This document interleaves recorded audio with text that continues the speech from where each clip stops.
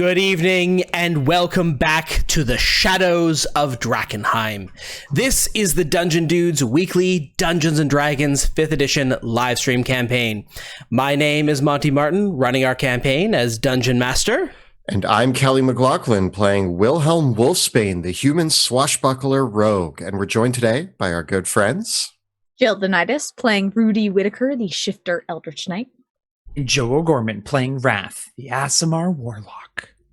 Thank you for joining us once again. If you are just tuning in for the very first time, welcome. We are the Dungeon Dudes, and Kelly and I post new videos every other Tuesday and every Thursday on our YouTube channel, where we cover everything D&D, including advice for players and guides for Dungeon Masters. So check us out at youtube.com/DungeonDudes. You can also join us on Tuesday nights when we record the campaign live on Twitch. You can check us out from 6 p.m.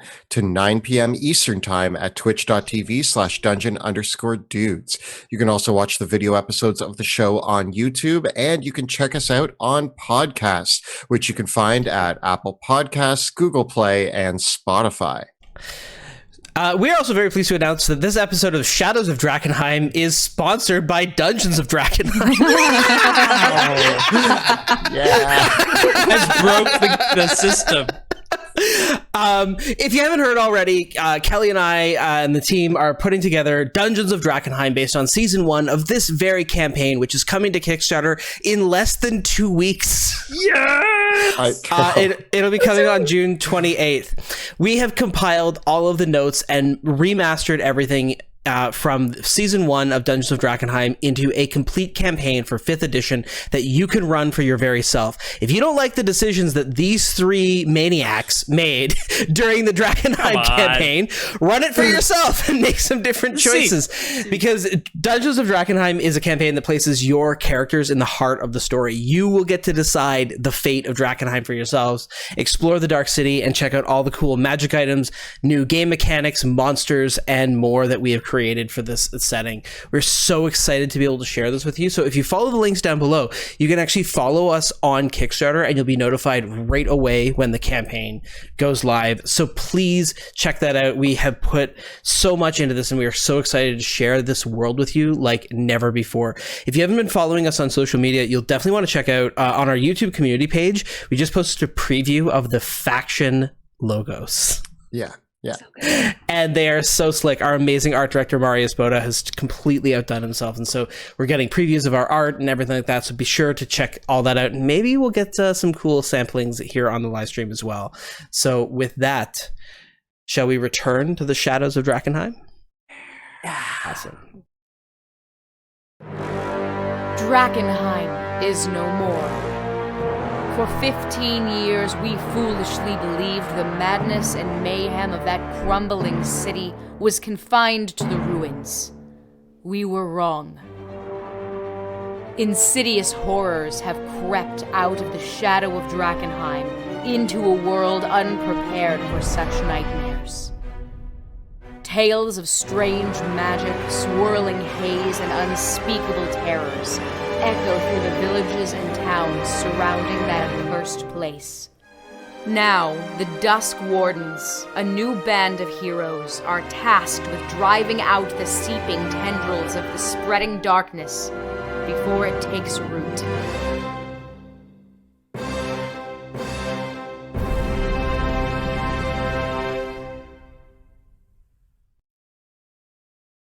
Welcome back to the Shadows of Drakkenheim.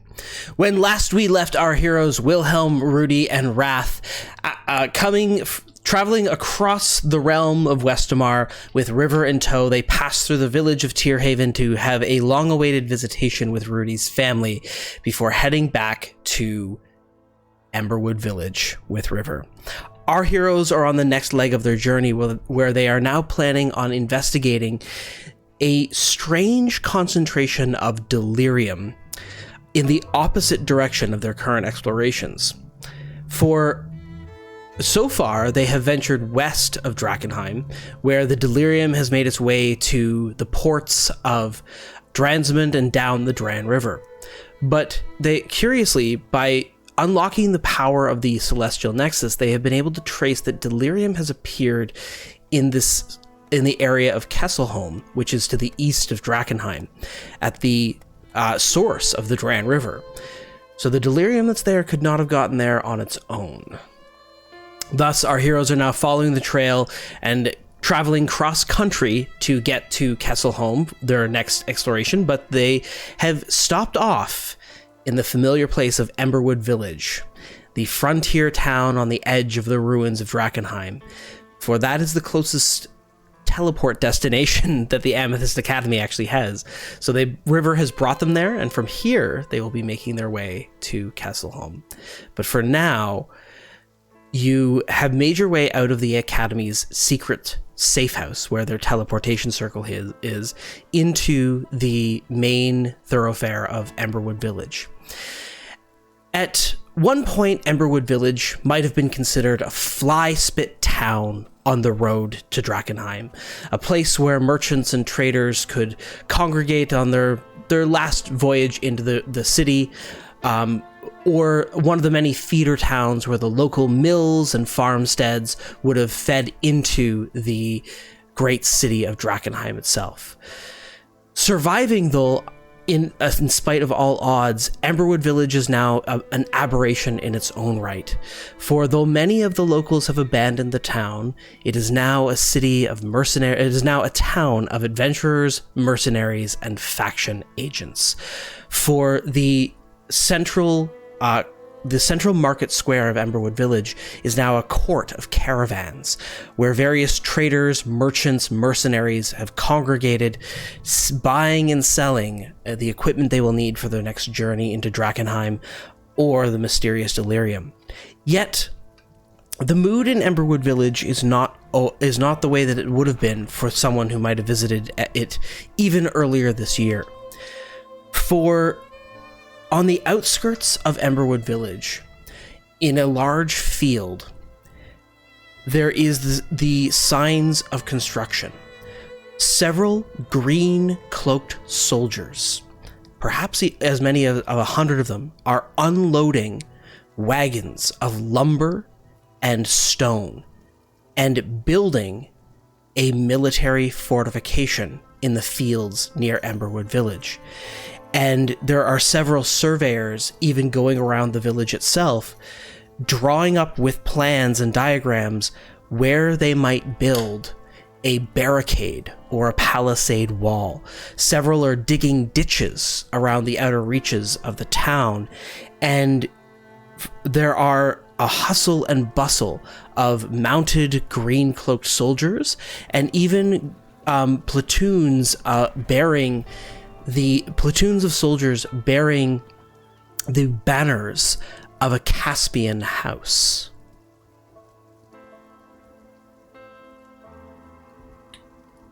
Well, seems busier than I expected. Agreed. It's seems to be some sort of a military movement happening around here. As you head out into the streets, River nods at you and says, I need to move to my next meeting. I have some business to attend to with the Lord Commander. But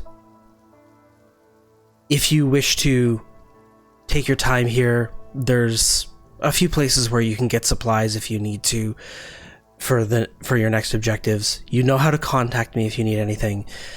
If you need to touch base before you leave Emberwood Village and head on to Kesselholm, just let me know. I might be indisposed, but I'll spare the time if I can. Do you have any other questions before we continue?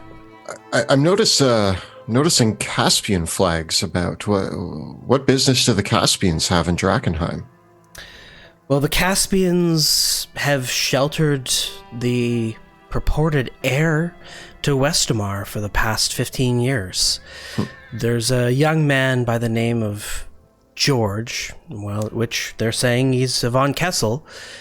He is apparently the son of Leonard von Kessel, who's been hidden in Caspia for the past 15 years and is to be the king. So the Caspians are here to help protect that claim because apparently there was some arranged marriage before before all this happened between the Caspians and the von Kessels. So he is the result of that. And they have proof of this? Apparently so. Yes, I was shocked to hear it, but only a few days before the meteor fell, there was a shotgun wedding between one Leonard. Well, shotgun. Pardon the anachronism. There was a clandestine wedding between the Leonard von Kessel and this, I think her name, Eris Jackson. They were married. Apparently, she was already carrying his child. And that's been that since. The boy's only 14 years old. So convenient that these things come together. Caspians, Illyrians, all trying to put their stake in this land like it's this missing, abandoned place full of people. And this is why you need the academy. There needs to be these strict boundaries. There can't be this struggle for power with claims to lost ancient royalty. A convenient wedding. So like Caspians. Is there any word? Was Leonard von Kessel found ever? What about this wife of his? Apparently, Leonard von Kessel was indeed found as a mutated monstrosity in Castle Draken. That's horrible. It was. And what of this wife of his? Was she also here in Drakkenheim? No, apparently not. She's still alive and well in Caspia. Well, that's good. There's been a lot of changes lately, but of course you can see the Hooded Lanterns, the other nobles are scrambling, of course, because the Illyrians are marching on Drakkenheim, and there's a fear that Emberwood Village will be the battle zone. It's not really meant to endure a siege of any kind, and it's not like the walls of Drakkenheim are any use for defenders right now. So they're amassing forces. I'm to go and meet with the Lord Commander and see if I can assist in sending any messages out to other nobles for more assistance in military support and defending against the Illyrians. So that'll keep me occupied for the next little while. I have many obligations to attend to, so it's good that you're looking into this in the meantime. Indeed.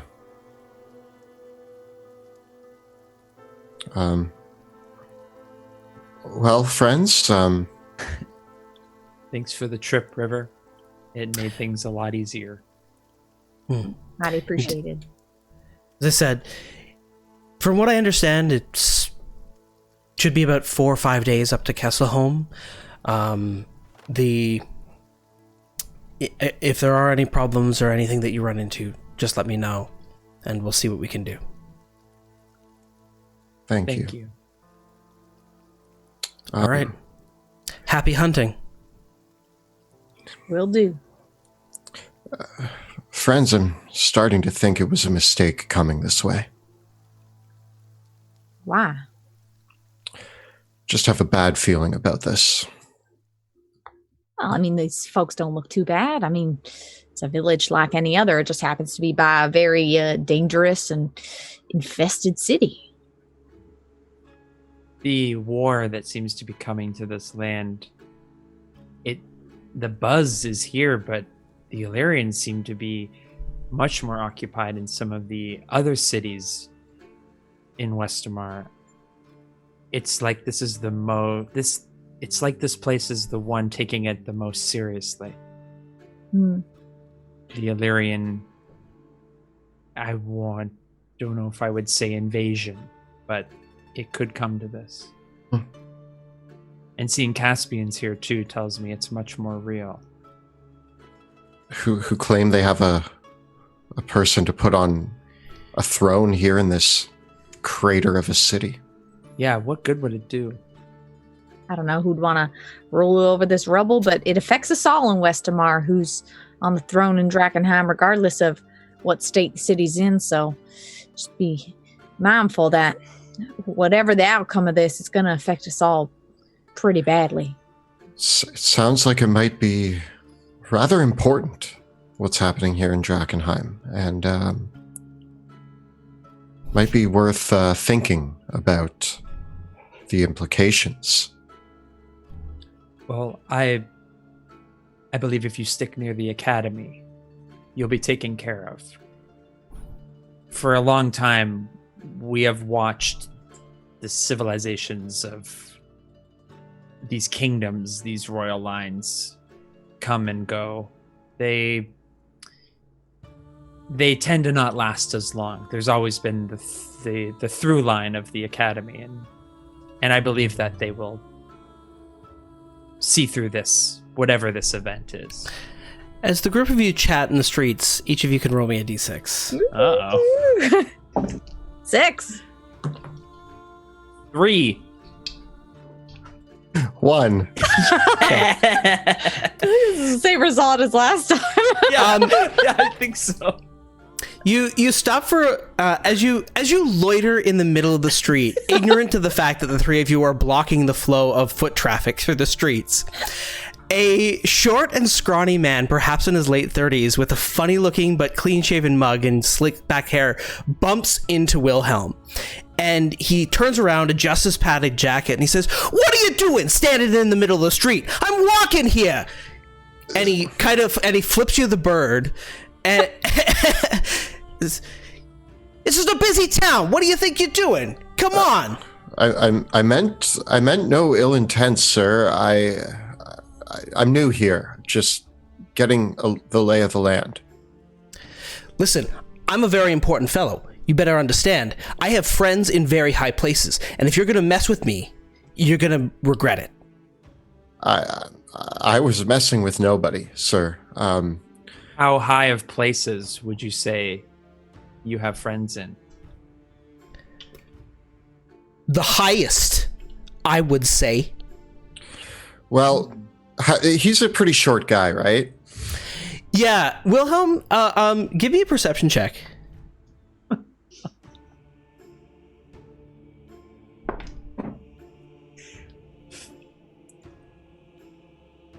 $16. 16. He's a short guy, but he's armed. I look, and as you look about, you can see that not far from him, eyeing you up the street, are two tieflings, a man and a woman, clad in black, that are watching you intently.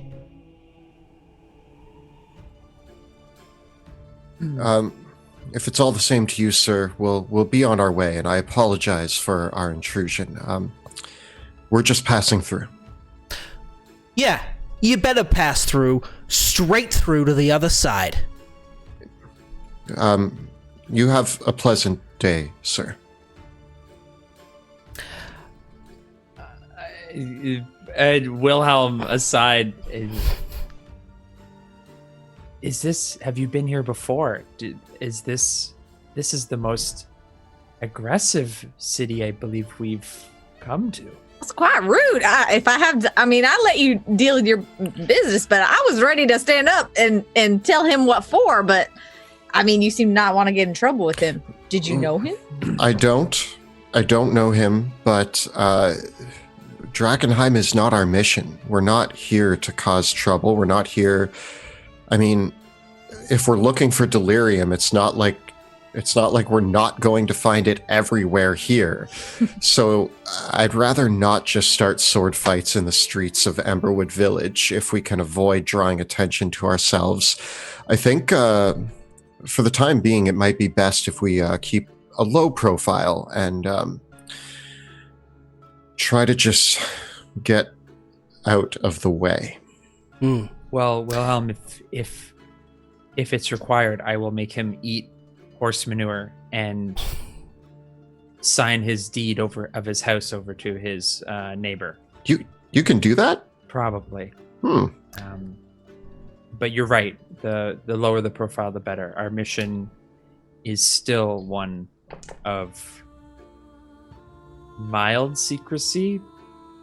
I know we talk a lot about it. We should maybe be a little bit more conscious of where we discuss our future plans and matters, albeit not in the street. And as for the little man, always remember Rule 28, manners maketh the man, and a man without manners is no gentleman. And I don't think Does a we're in man the company. Look like a boy. Precisely, Wrath, precisely. I think you're making fun of him with me, but yes. I say we start maybe by finding a place to stock up and figure out which way we want to go from here. I'm sure there's Maybe a over market. drinks. Maybe over drinks. Didn't the river say we were going to get some kind of care package when we landed? We were going to get some like Aqua Expurgo or something. Yes. So she has left you each with 2 doses of Aqua Expurgo, as well as you can each choose this, but you can have any 3 uncommon potions of your choice. Great. Cool. Did we notice the tieflings, or was it just? Give me a perception check.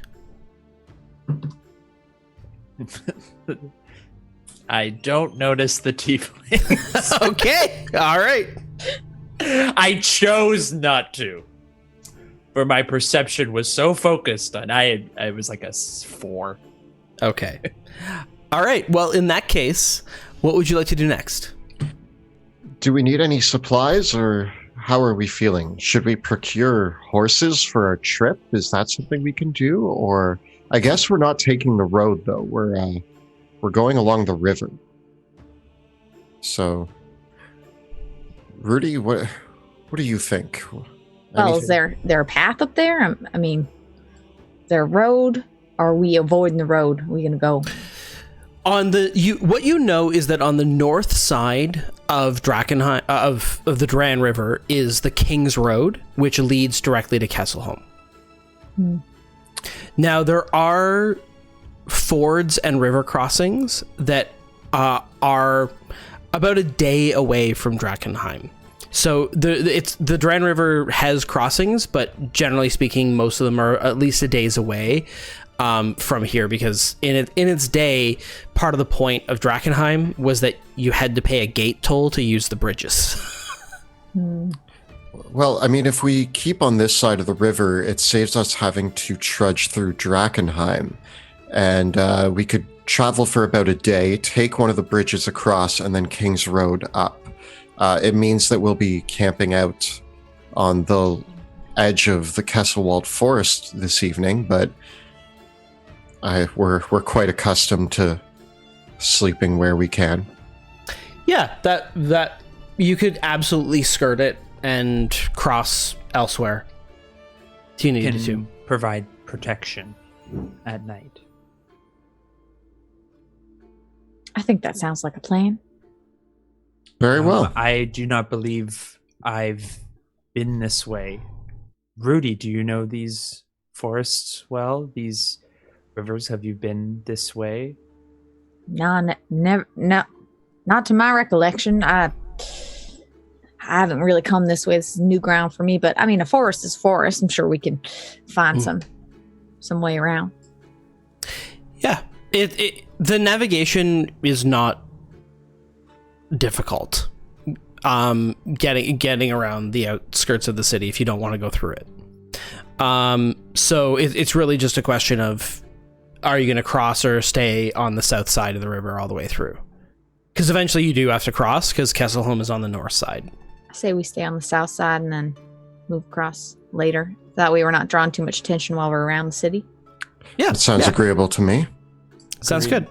Are there any other supplies or things that you want to procure before you get here? You can see that in Caravan Court, there are all manner of folk that are barking out their wares. There's a provisioner, there's the expedition, the Marlowe's Provisions, Gainsbury's Expeditionary Supplies, Fairweather Trades and Exports, Aldor the Immense's Caravan, even the Crow and Sons Smithy is awash with weapons. So are there any other bits of equipment or supplies that you want to procure before you pass on? Pass through. Even you can see that there are folk that are moving in and out of the Chapel of Saint Ardena, which is the Chapel of the Sacred Flame here in town, as well as all manner of folk moving through and about.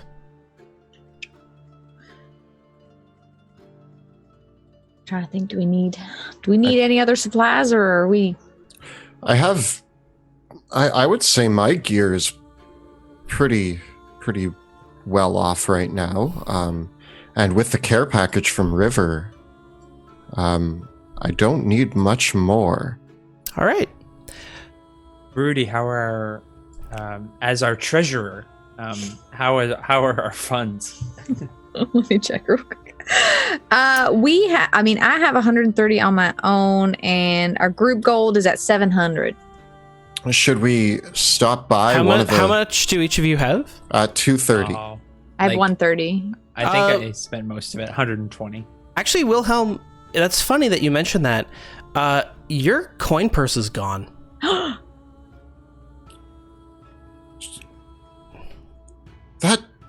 That little man stole my money. I start looking around. Do I see him anywhere? In short sight, no. How much money do you have? We've asked you twice, and you just keep frantically looking around. Somebody stole my coin purse. What? Like that little man when he bumped into me. That boy stole it. Yes. Do we need to go after it? Where is he? Tell Take my someone? axes We can tell out. the guard. But is there a guard around? I like stop a random passerby and I'm like, where's the guards? The passerby says, guards? Yeah, go talk to the Hooded Lantern, see what they do. Sounds like we ought to take the law into our own hands, boys. All right. Rudy, I am promoting you to Sheriff of Emberwood Village by the authority of... I look at you strangely like, whose authority are you? I mean, I'll take it, but... This seems like some lawless place with... I am fascinated, although I feel I am bound by our mission. I would like my gold back. That was 230 gold. You know, that could have bought me a few things. I'm like scoping around. I'm looking for... do I notice a collection of sketchy looking people anywhere? Looking around, there are several other establishments that are in town. You can see that far on the hill is a very nice looking manor house, which a rather cozy looking tap house, and a really rickety old barn that is more like a dingy saloon, that has a jawless skull impaled on a rusty sword beside the main sign that says Skull and Sword. And there's some pretty sort of rough looking folk that are moving, that although rough looking is a pretty difficult bar to set, because the three of you are pretty rough looking. To be honest. So, but Wilhelm, judging on your eye, the Skull and Sword definitely is the diviest of the establishments. Well, I say we take a gander in this Skull and Sword and see if we can find our thief. All right, you lead the way. All right. Yes, Wilhelm. I guess we do have time. I'm going to just ask politely. Usually if you can catch a thief, you just remind them that they have stolen from you and they'll give it back. right? Is that how it works? Usually, my negotiations end in either death or sacrifice to Bruce. Right. But either way, we do usually get the gold back. Mine doesn't end any better than that, normally with someone with their head chopped off if they've stolen. As you walk up towards the Skull and Sword Tap House, the shutters of one of the windows burst open as a broad-shouldered half-orc woman hurls a pair of halflings out the window, screaming, "If the two of you are going to be fighting again, you better just get right out there and kill each other in the streets, not in here. I'm not cleaning up your blood." And the two halflings go sailing out into the mud in the street, draw daggers on each other, and one begins stabbing the other in the back repeatedly. I'm not even going to ask if they need help. This seems like a place for thieves. I am so torn. Do we intervene? Do we let this happen? Will we be... If we start to intervene, would we be forced to intervene on all occasions? Is this... Looking around in the street, the people around are completely nonchalant about this happening. Nobody appears distressed that this is occurring. I am conflicted, but I suggest we remain vigilant in our low profile. If nobody else is reacting, then perhaps this is what to expect in Emberwood Village, and we will get my money back and we will leave promptly and never speak of this horrible place again. And I walk through the doors into the Skull and Sword. I look at Wrath like, ooh, and then I walk into... As you walk in... Just kind of like fix my shirt, just trying to be like, I'm in it. As you walk in, a scruffy old man sipping on some awful-looking grog beside the door says, "Hey, don't forget to pay your respects on your way in." And he points to the skull impaled on the sword. "Don't forget to say you better pay your respects." Respects, I say to the skull. He nods. That was pretty boring, but all right.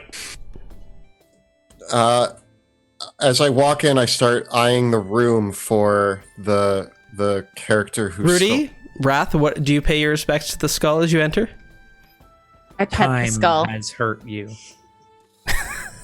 Like, sorry, you are on a sword, and I walk through. The inside of the Skull and Sword only confirms that this saloon, as you push open the doors and walk past the skull, this place was definitely a barn before it was a saloon. And there's a thick layer of hay and sawdust and definitely stains on the rough wooden and like just almost basically the floor is bits of wood laid on top of gravel. Like there's not even a foundation here. And fortunately that absorbs the stains for the most part because they just seep into the dirt. But the wood definitely has stains of things that are not beer. The whole place smells like sweat, rank booze, and there's a curious whiff of money in the air. At the various tables, most of which are just barrels that have been cut in half and are upturned with whatever anyone can find for stools arranged around them, all manner of scoundrels, ruffians, thugs, and worse are playing cards, dice games, drinking games, with a group of them also throwing darts, but actually knives at a crudely painted dartboard on one of the walls. There isn't a proper bar to speak of, more really just a collection of old troughs that have had wooden planks laid across them to form a bar. And the casks of meads were probably repurposed from something that used to be where animal feed was stored, or something of the like, more like rain barrels of anything else. And so the massive half-orc woman is tending bar, and you just see that as soon as the voices get raised over any gambling match, she just kind of hovers near, and the voices go quiet once again. You can see that strung up behind the bar, over a shelf of several alcohol bottles, are a collection of pretty brutal-looking great axes. I admire the axes. Now remember, team, rule number 52, confidence is key. So let's act the part. I start walking through the bar, head raised high, looking around. I'm looking for any sign of either the two tieflings or the character who robbed me.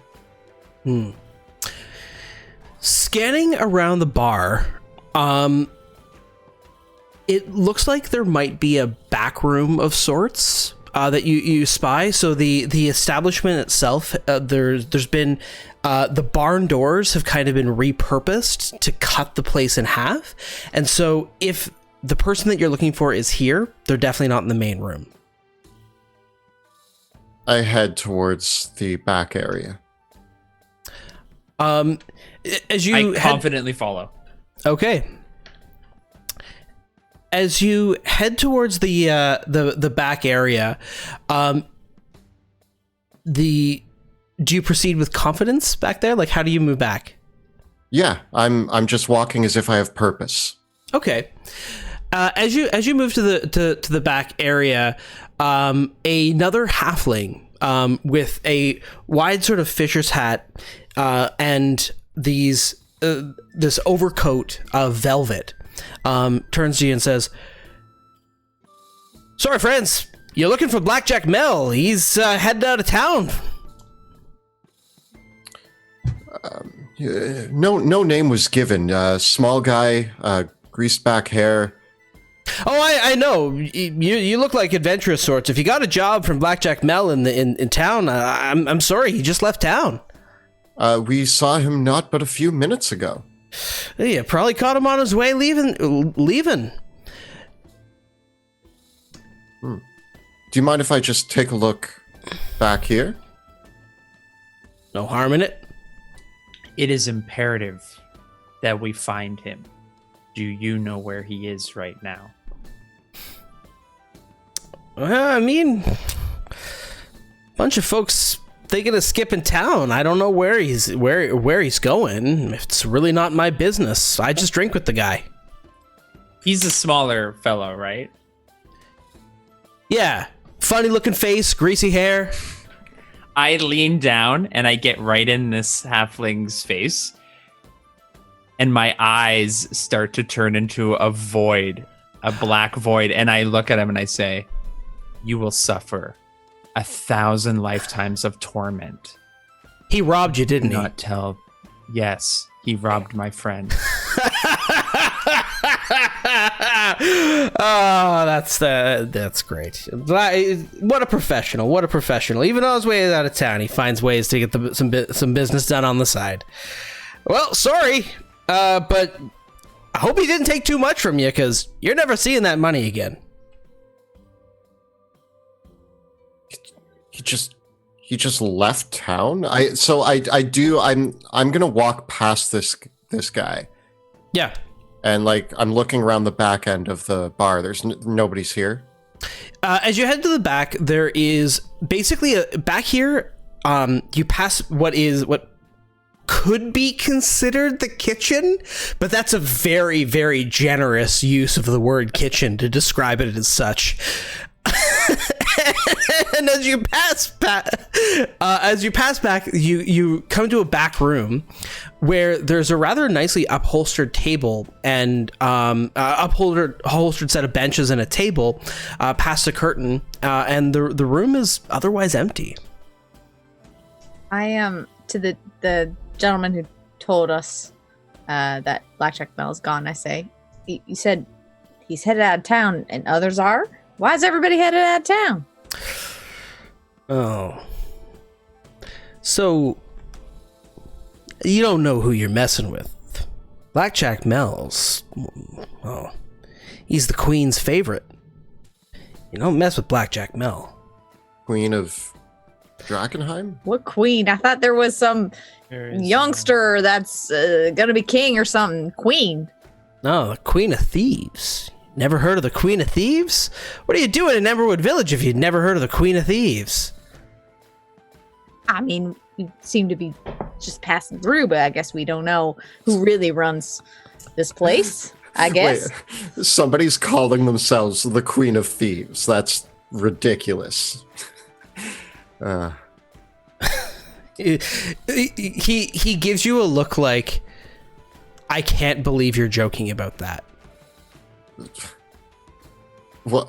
So what? She bands together the petty thieves and descends upon Drakkenheim. Like, what? Queen of Thieves. Well, all right.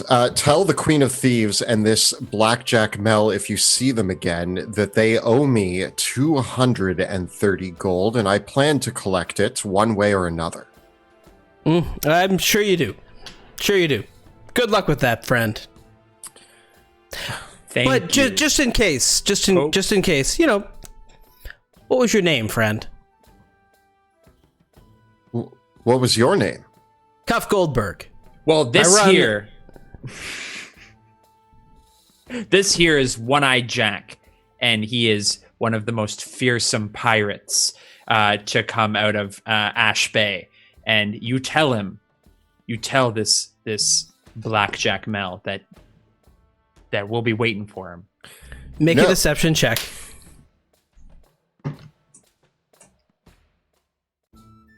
$13.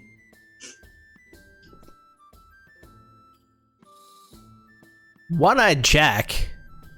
Yes, and listen here. I know One-Eyed Jack, and One-Eyed Jack's got his other eye missing, not that eye. No, not that One-Eyed Jack. That's the One-Eyed Jack with the right eye patch. I'm the One-Eyed Jack with the left eye.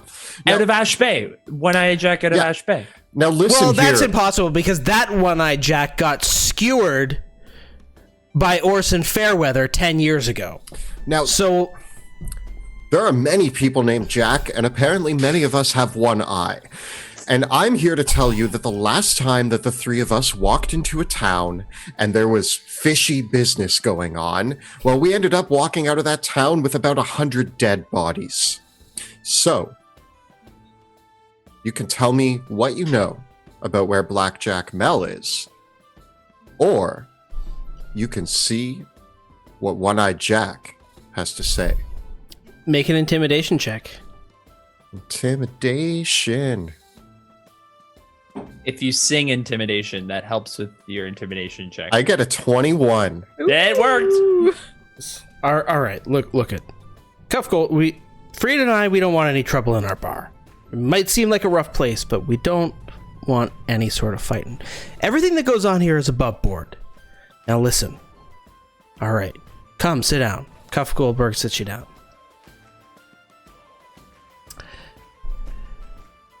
Apparently, word on the street is Queen of Thieves is in hiding because she took a licking a few months ago. Some upstart little redhead and his little cat and this big dumb muscled guy went and beat up her whole operation and sent her on the run. And all these rumors are flying that they might have even killed her. It's not true, but she has been hiding. I wager Blackjack Mel's going to meet her and figure out what the next plans are. Yeah, things haven't been exactly smooth for those folks, but you know, we're aboard here at the Skull and Sword. Okay? So you and Blackjack Mel, you've done business together. If you define business as having a couple pints while I look the other way and while Blackjack Mel does his dirty dealings in the back room, yeah, sure. So what if you gave me my 230 back, and when you see Blackjack Mel again, you can ask for the 230 that he stole from me, and then we're even? listen, you want to play that game with me, you're going to make some enemies, friend. Now, I've told you what I know, but your quarrel is between you and Blackjack Nipmel. I'm not involved in this. You don't wrap me in this. I'm not paying his tab for him. Look, Fair enough. It was worth a shot. How about this? We keep this all above board. I'm gonna retrieve 10 gold pieces. I say, you forget that you saw us here, and we're gonna be back in Emberwood Village in some time. When we come back, you just let us know about the comings and goings of our friend Blackjack Mel. Sound good? Take a little bit more than pocket change to buy off Cuff Goldberg. I mean, if I get my money back, I'll give you 300 now. I mean, that's more than we lost. Yeah, so that's okay. Yeah. Call it the price of doing business. You know, You want to browbeat me around? I'm a respectable business owner. the numbers you're throwing around make me think otherwise, and I'm surprised that you're able to do business pulling scams like this. So he is right, though. Our business is not with him. Our business is with this Blackjack Mel character. This is becoming too much of a hassle for my liking, and 230 golds. I mean, Wilhelm, it seems like your pride is the thing that was taken. And I hope you can look past this. This town isn't worth it. no, it's not. And I stand up from the table, revealing that I had my crossbow in hand under the table the whole time, and I put it back on my belt, and I say, "You're lucky this time." And then I turn and I give a wink to my other two companions. As you turn around, you just see the half-orc woman crack her knuckles and say, "Cuff, are these ones giving you some trouble?" There's no trouble. no trouble at All all. right. And I crack my Just knuckles leave it. back. She turns to you. And the half-orc woman turns to you, Rudy, says, "I like you. Get out of my bar." And I walk out. Yeah. And I say, "Good day, ma'am." And I will just remove all my gold. Do not believe we were briefed properly on the comings and goings of Emberwood Village. This place is touched by a certain type of folk. Like I said, bad feeling about this, low profile. I say we make our way out of here and never look back. Agreed. All right. Let's do it. Okay. As you depart Emberwood Village and head towards Drakkenheim, you pass by where the larger encampment is being built by the Hooded Lanterns. You can see that a palisade wall has been erected abutting what was a watchtower built north of the city, and the field that was here is now being cleared out to form a larger encampment where many tents are being hitched and pitched.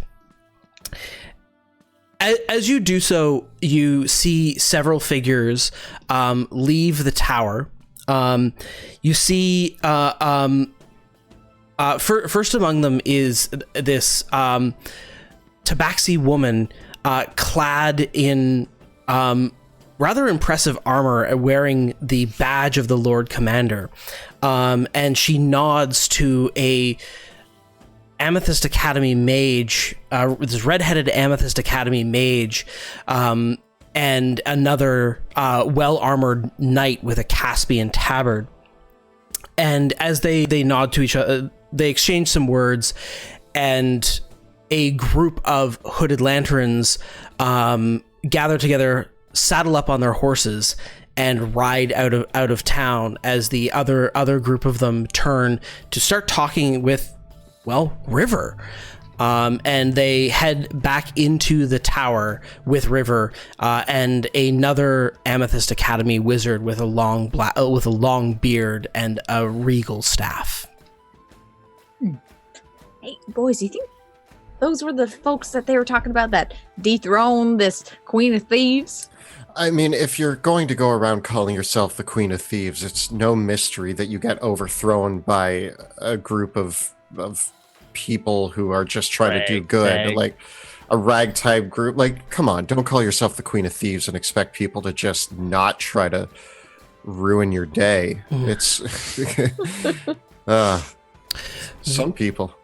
As they enter the tower, the group of about 24 hooded lanterns thunder past you on horseback, with splotches of mud even splashing up against you as they move back and head north towards Drakkenheim. Big things coming here, it seems. Seems like everybody's preparing for something big that's happening, and I hope they prepare enough for what I've heard is going on. The way I see it, if River wanted us involved, she would have asked us to be. I'm sure whoever those people are, this Lord Commander and her compatriots, they probably have it covered. Yes, we have to. Our duty is much more grave. This finding why this delirium travels against known usings. It is quite troubling. The concentration in Kesselhelm. This could be imperative to understanding the root, the meaning of this crystal.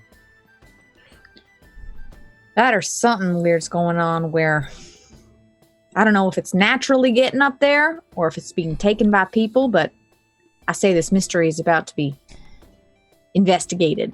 This Blackjack Mel might be behind some of the shady dealings. It would be worth keeping him in our mind. Put him on our list. And especially as he's wronged Wilhelm. You know, I'm a little poorer than I was coming in here, but it doesn't seem like there's much I can do about it right now. I'm a little upset, but I'll be okay. It's your pride. We have much more bigger fish to fry. Indeed. Already, even being in here for the short time we have has left a bad taste in my mouth. Who would ever want to come here? I mean, we haven't even eaten the food yet. I can only imagine. With the way that bar smelled, I don't think I want to. Well, with that, do you depart Emberwood Village? I think so. Yeah. Okay. Yeah. As you head out of town, and take the, you can actually see heading out of town, there is a rather clear path now that has been beaten out of the town, that instead of going directly north along Champion's Way towards Drakkenheim, there's a pathway that has been not cleared, but mostly established by people that are trying to skirt Drakkenheim. And you can, and as you head along this roadway leading out of Drakkenheim, it's very clear that this is well traveled at this stage, with it not just being like a foot trail that you would expect just like a couple people walking along regularly, but rather common traffic. And even looking down, Wilhelm, quite recent horses, wagon tracks, people on foot, both coming and going along this route. Well, if these paths are well traveled, it stands to reason that people have been coming and going. And I mean, Yeah. from Kessel, no, this is in the direction of Kesselhelm. Wrath. Astute observation, Wilhelm. If people are coming and going, it means that there may be open trade routes. If there's open trade routes, it means that delirium might be being sold from Drakkenheim, traded to Kesselholm. Why there's such a large collection of it is yet to be seen, but that could be why it is traveling upstream. It could simply be traded. However, why there's so much... And, I mean, doesn't Kesselholm end in its own kind of oasis away from other places? I kind of think the road ends there, does it not? The road does end there, and... So why would it be traded there? Wouldn't it be traded to somewhere where it could be distributed a bit easier? Well, this is what we need to solve, but I didn't... There wasn't always a path on this side of the river, and traveling through Drakkenheim seemed problematic, so to have a path here alludes that they've opened up new trade routes, perhaps. Something's going on there for sure. That's what I was getting to. Wrath. Wait, you know this road before? I lived in the area. I have mentioned that. Mm-hmm. A long time ago. A lot's changed. As you travel further and further away from Drakkenheim over the course of the first day, you travel out along this road for the first day, and it is about towards the end of the first day that you get to the banks of the Dran River proper. And there, as you get further and further away from Drakkenheim, life begins to return to the wilderness because the countryside around Drakkenheim is desolate. There are dead, sallow fields, dying trees, and the whole countryside is shrouded with mist. But the further away you get from Drakkenheim, the mist begins to thin, and slowly you see the rocky embankments of the upper part of the Dran River and the rolling rocky hills of this part of Westamar, which are going to give way slowly to very thick pine forests. But where you're traveling now is largely still the forsaken countryside around Drakkenheim. And rather than the fields here being dead, most of them are simply overgrown. And as you trace along the edge of the dark and foreboding Kesselwald forest, with its canopy of towering pines and verdant fir trees that are blanketing the rocky hills, you eventually approach the wide and sluggish Dran River. Here, you are able to make camp for the night, and I assume you have a practice for this that you've followed for the little while. It passes without incident. And there is shortly after that on the second day, there is an abandoned village with a stone bridge that crosses the Dran River about halfway through the second day of your journey. So you could cross to the north bank if you wanted to at this stage. I want to do one other thing. I want to collect some samples of the Dran River as we've sort of moved away from Drakkenheim. Certainly. As you go down to the Dran River, give me an investigation check. I'm going to call on Wilhelm to take a look with me.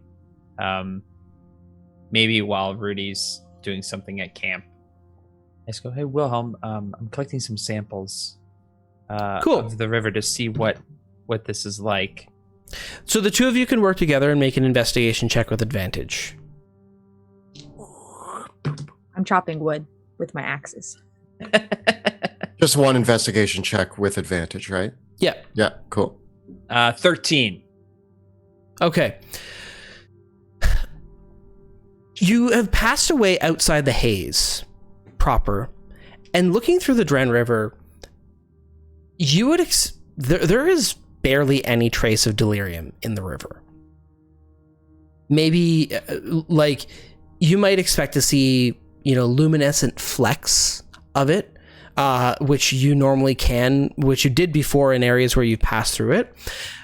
Like you think back to when you crossed the Dran at Toddsfeld, where you could find chips of delirium in the river. But actually here, the river is crystal clean. This And is a good flowing? thing. Is it flowing towards Yeah, Kesselholm? it flows. The river flows from Kesselholm to Drakkenheim. So the good news is that this collection of delirium in Kesselholm is not in contact with the water. Yeah, the source of the Dran River is a large freshwater lake called Lake Dray, which Kesselholm is only a few miles away from Lake Dray itself. And so Lake Dray drains into the Dran River that then flows through Drakkenheim and then out to Ash Bay. Over the course of almost several thousand miles. Do you think that we should cross the bridge and continue on the north side or stay on the south side where it's quieter? What does the path look like past this bridge? Is it as clear as it was before? Actually, as you look around, Rudy, it looks like this bridge that crosses the Dran here. It's a long stone bridge. And looking around the abandoned village, someone might have camped here last night, and it would have been a large group of people. There's wagon trails, an old campfire, and signs that even some of the buildings might have had fires lit in them as you look about. It's possible that a pretty sizable group of people would have camped here last night. And any indication on the direction that they went? Give me either a survival or an investigation check. Investigation 5. Unfortunately, as you look about, it's difficult to tell. Since they were using, it does look like they were using the buildings, so perhaps they opted to use the bridge. It's the bridge is the only road leading out of this village. Right. Well, it looks like we weren't the only ones coming this way not too long ago, but I mean, the only indication is that they cross this bridge as well. So it depends. Do we want to avoid them, or do we want to potentially lead the same way? We don't know who it is or what they're after. I mean, heading from Drakkenheim to Kesselholm. Kesselholm is a mystery that is yet to be solved, which involves delirium, and Drakkenheim is the epicenter of delirium. So I have, again, a bad feeling about this. I think maybe it might be in our best interest to continue to keep as low of a profile as possible. We may find ourselves traveling off the beaten path then. Maybe keeping our distance between whoever's ahead of us. Might take us a little bit longer to get there, though. They might get plenty far ahead. I mean, unless that's our intention. If we don't want to find out who's going the way that we are. You are right, Rudy, though. It might be beneficial to attempt to catch up to them unseen and perhaps learn who these people are that are traveling also towards Kesselholm. Might give us a clue to what's going on with this delirium. Indeed. Then perhaps it is the right move to trail behind and try to catch up.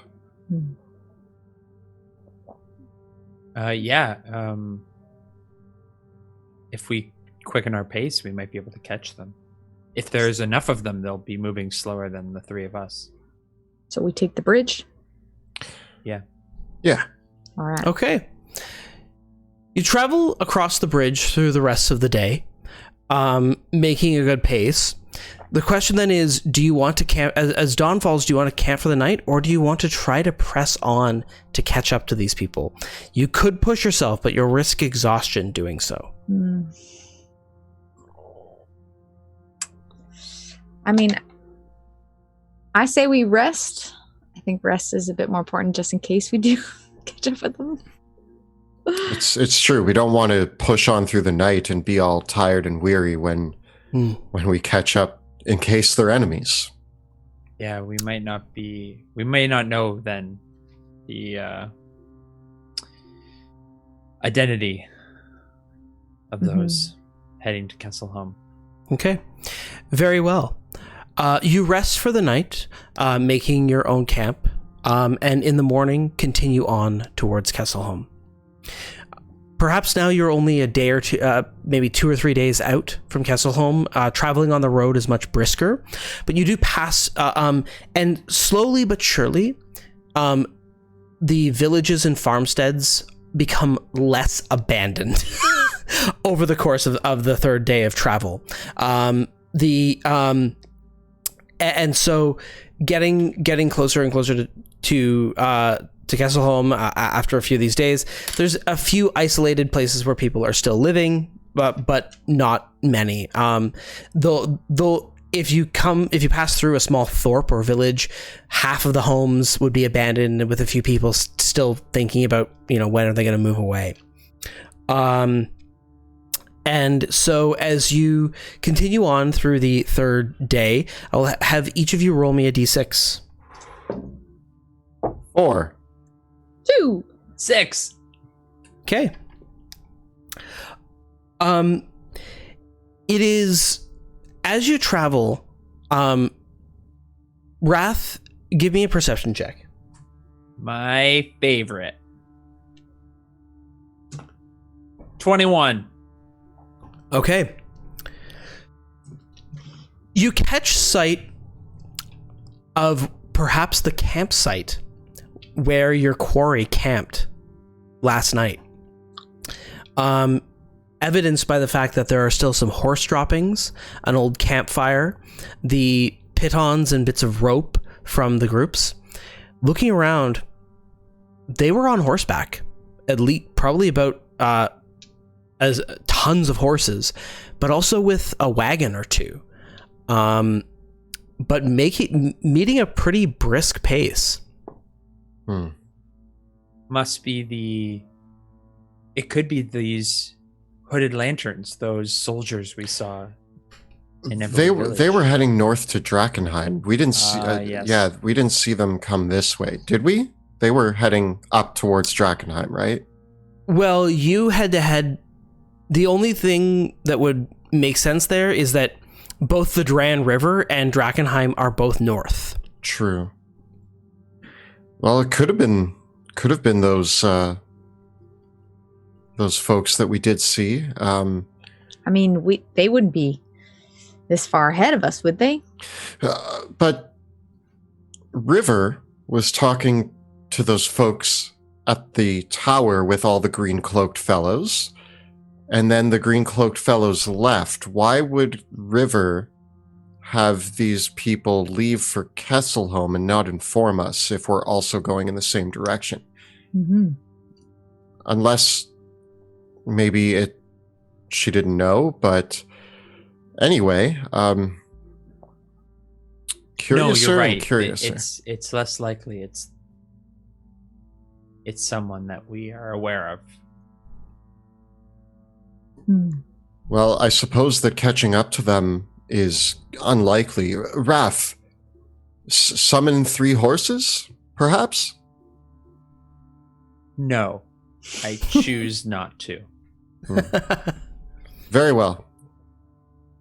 Then I guess we keep walking. Yeah. Yes. Okay. The third day passes without further incident, and you make your camp and travel through the next day. As you get close now, the forest begins to close in on the pathway, and the Kesselwald grows denser and denser, and this becomes more of a forest road than anything else. Still, you're within sight of the wide Dran River, and so you can just imagine basically pine forests on either side of a broad river with a roadway snaking along the rocky outcroppings atop the river. Because in many places now, the Dran River is the banks of the Dran River are rocky cliffs or rock and not a gentle dirt or sandy bank. With this last day of travel, roll me a d6. A 1. I got a 1. Okay. Okay. That is fine. The rain comes in on your second day of travel. A thin mist hanging through the air, and as the sun begins to go down, you realize that you haven't set a place to camp yet. The rocky terrain here and the few settlements as you get closer and closer to Kesselholm, you run into an area where there just hasn't been a good place to make camp in a safe way. And as the sun begins to go down, you crest a rocky hill. And in the twilight of the sunset, you see a rider on the opposite side of the road on a black horse. The mist begins to roll in, and the cawing of crows echoes through the pine trees as the needles brush up against one another. A cold wind sets upon the air. The rider is rushing towards you at a breakneck pace. Should we get out of the way? Let him go. Bye. How far away is he? The rider is approximately, given the hills here, the rider is approximately 130 feet away. On second thought, maybe getting out of the way is not a good idea because this person is coming directly from Kesselholm. They might have information. I don't know what the situation is in Kesselholm. We have no idea. Should we perhaps... We should hide. He may not have seen... This rider may not have seen us yet. What are you going to do? You have to decide. There's I'm going trees to try near to us? hide. Okay. All right, I hide. I also try. As you dive towards the underbrush to find a place to hide, you see the rider getting closer and closer. You see the black burtled horse erupt in flame as its manes of fire and hooves erupt down the roadway. The rider, clad in blackened armor, draws a sword, raising it above him, but he has no head. And that is where we're going to take our break. And we are back from our short rest. We have all finished our consumables and restocked on them. Ooh. Wow. And we are ready to play some more Dungeons and Dragons. But before we do, I neglected to mention that we're taking questions from about the Drakkenheim book. But fortunately, chat covered my butt and still asked some. So there are some really cool questions in here, and I thought we would ask a few of them. So J. David Ragg asks a great question. Monsters like the Lord of the Feast or the Executioner that were reskinned and not SRD monsters were removed. Were they removed, or did you make original stat blocks for them? Kelly? We have made original stat blocks for all of the iconic monsters that you saw in Dungeons of Drakkenheim, and you can count on them being much scarier than they were in the original show of Dungeons of Drakkenheim. Yeah. The Lord of the Feast is one of my favorites that I think, it's very freeing to be able to make your own stat blocks, because rather than relying on what was already there, we got to ask the question of, like, what is the horror fantasy of this monster and how can we actually bring it to life in our own terms? And so we got to define what these monsters were like in the city of Drakkenheim. And the Lord of the Feast, the Executioner, Lenore, the Rat Prince, they're all pretty cool. Yeah, all bespoke stat blocks for those guys. So we rebuilt them from the ground up where we could. A few people asking about such iconics as Blip Bloop as well, and I can tell you that the fish folk have their own stat block as well. Yes, we encourage you to name one of them Blip Bloop. I don't know if that made it into the book, but do it. Yeah, indeed. And so great question though. Thank you very, very much for that one, J. David Ragg. Another question that we have come in that is pretty good here is Hirako asked, Veo and members of the Falling Fire seem to have some sort of resistance to handling delirium. Are there any options or lineages or powers that grant special benefits for traversing the haze or manipulating or handling delirium in the Drakkenheim book? The answer to your question is yes, there are ways to protect your characters against the haze, but they are not options that you can take when building your character.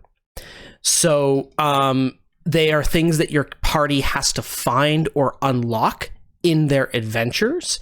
Kelly and I actually talked about this really extensively over whether we were going to have a background trait or some sort of ability that would let you play a Veo-like character.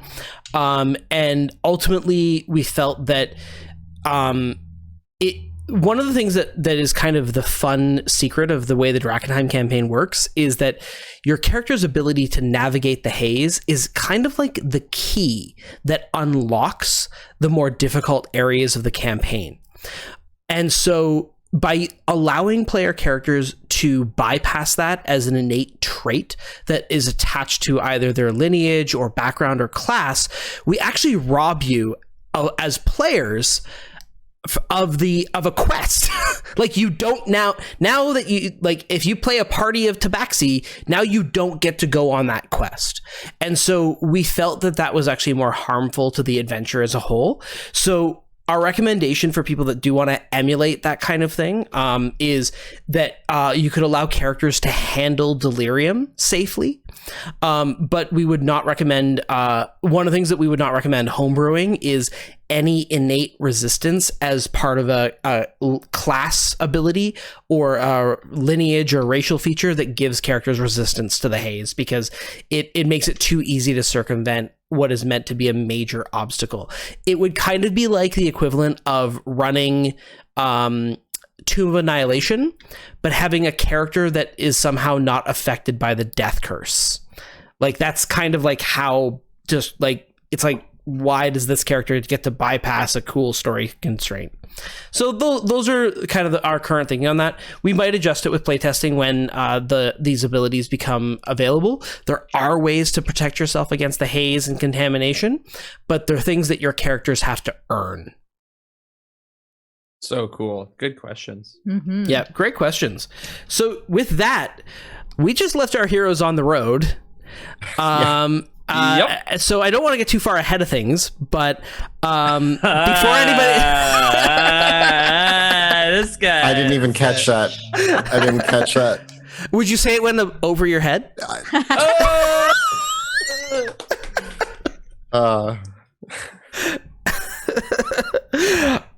So we've got our heroes on the road to Kesselholm here.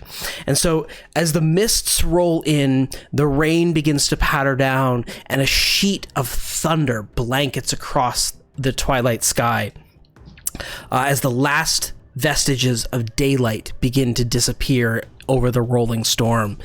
The rider crests the cliff hill and begins charging towards where you are. You are moving to hide. What will you do? I'll have everyone roll for initiative, actually. But I will give you all at least one turn to act before our rider acts.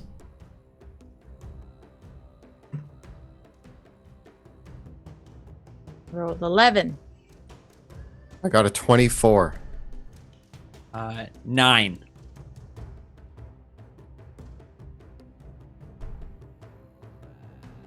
Okay, so this creature is about 130 feet away. the rider clad in black plate upon a huffing steed that is breathing fire with a mane of flames. Its sword, a great sword, held above its head in a single, above its shoulders rather, in a single hand. What will you do, Wilhelm? Rule number 3: never underestimate your foe. And I'm getting vibes right now. As soon as I see that there's no head and I can make that out, I'm getting vibes of that scene in Lord of the Rings, you know, where the hobbits are like perched under the cliff and the rider comes up.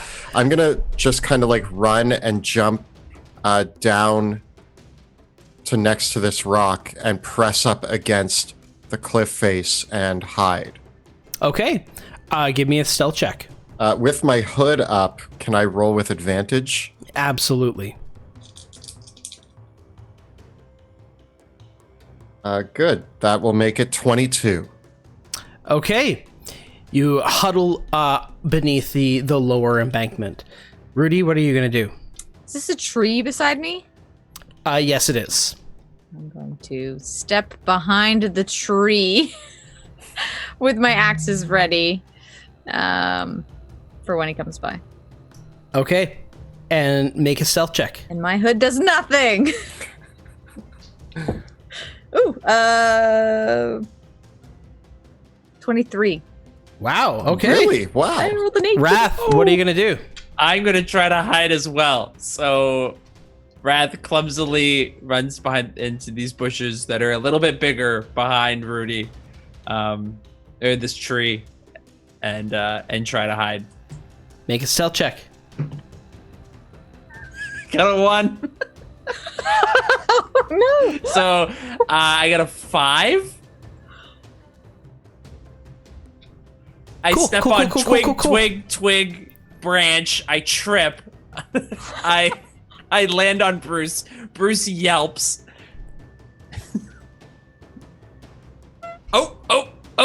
Oh, I think there's poison ivy. All right. Okay. And I'm still trying to hide. Like I think I did it. All right. So with that is your all hiding positions. Wilhelm, it is your turn again. What are you going to do? I kind of perch up against this rock. I can't really see up the cliff, but I feel like looking up I could see like around here. Mm-hmm. And I get my crossbow out and I just ready a crossbow bolt that not to fire if I see him, but to fire if it attacks either of my friends. Okay. Great. So, here's what you see. The creature,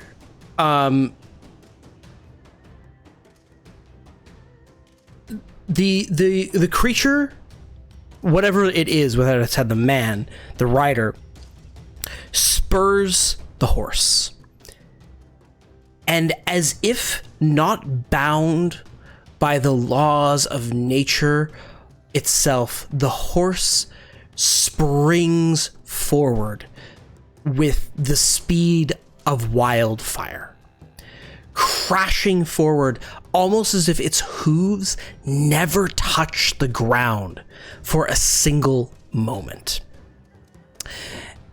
As it soars forward from being 130 feet away, the horse continues forward with the rider atop it. Yep, rider atop it. And as it does so, there's almost this low moan,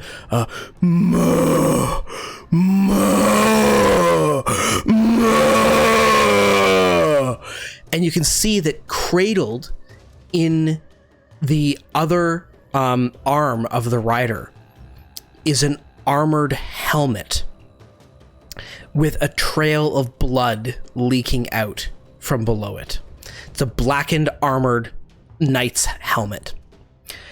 And as the rider strides forward, it with the sword held overhead, it catches it almost unerringly. You can't see which direction it looks though.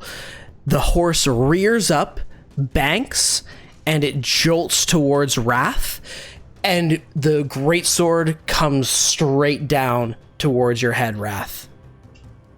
Did Monty get quiet for anybody else, or was that just me? Yeah. I got quiet? For us, yeah. Oh. Interesting. That might have been my mic settings just auto-adjusting. Are we all okay now?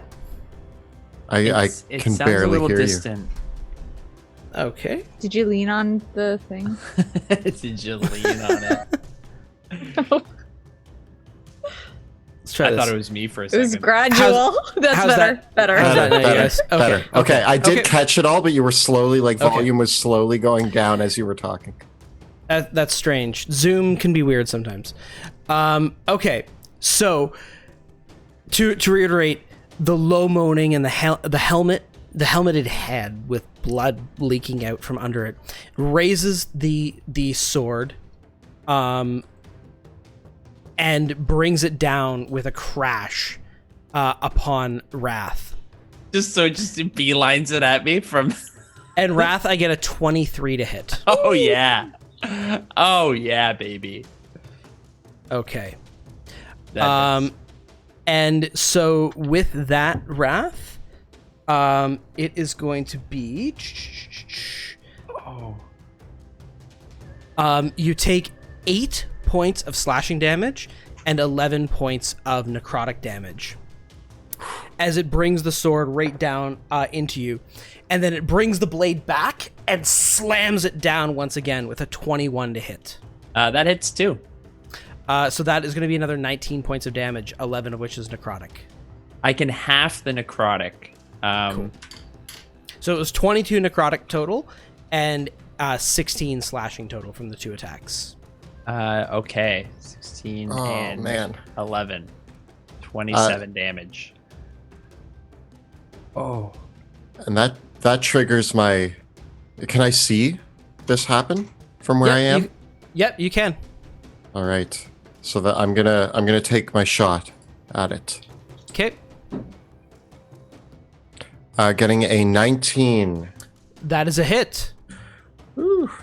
And because it's next to my friend, I'm going to fire that with my sneak attack. So rude.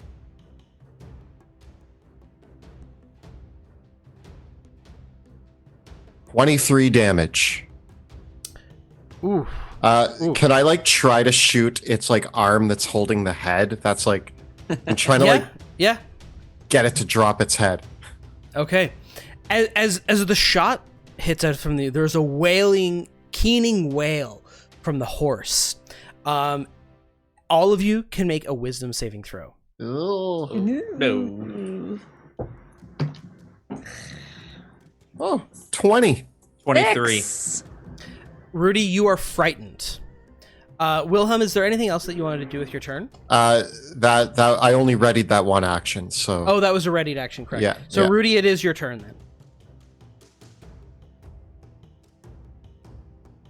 then. Sorry. I'm frightened. We're all a little scared. Yeah. I guess this is can't. a scary thing. Do I have to move away from it, or can I stay where I You am? don't have to move away from it, but you can't move close to it. You've got disadvantage on attack rolls while you can see it. Ooh. Then I am going to fire. Oh no, I'm not.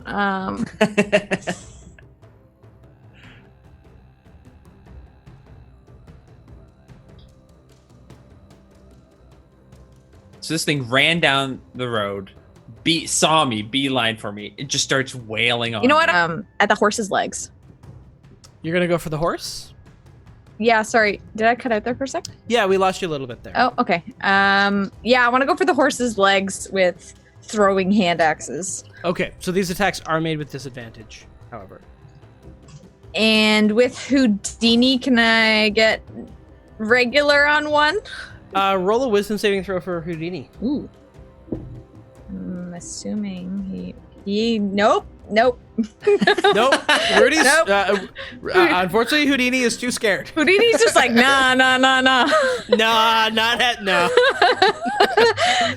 Okay, well, I'm gonna throw 2 hand axes then. And sorry, there seems to be some drumming outside my house. I don't know if y'all can hear it. Yeah. A little bit. All right, disadvantage number 1. Oh. Okay, well, it would have been a crit, but it's Aw. it's I mean, it's not bad. 26 to hit. Oh, It is a hit on the horse, yep. Okay, on its leg, we're gonna do 7 damage. Okay, But and the would've second been attack? But it would have been a crit. Nope, natural 1. Nope. Alrighty. And Great dot. and then can I do bonus action? Hunter's mark Okay, on the rider or the mount? a rider. Okay. The with that, Wrath, it is your turn. Okay. I forgot that I had this ability, but I'm going to try to step back away from the creature. And is it going to take an opportunity attack against me? Yes, it is. So I'm going to use Entropic Ward to induce disadvantage on it. Okay. Well, that turns a crit into a 2.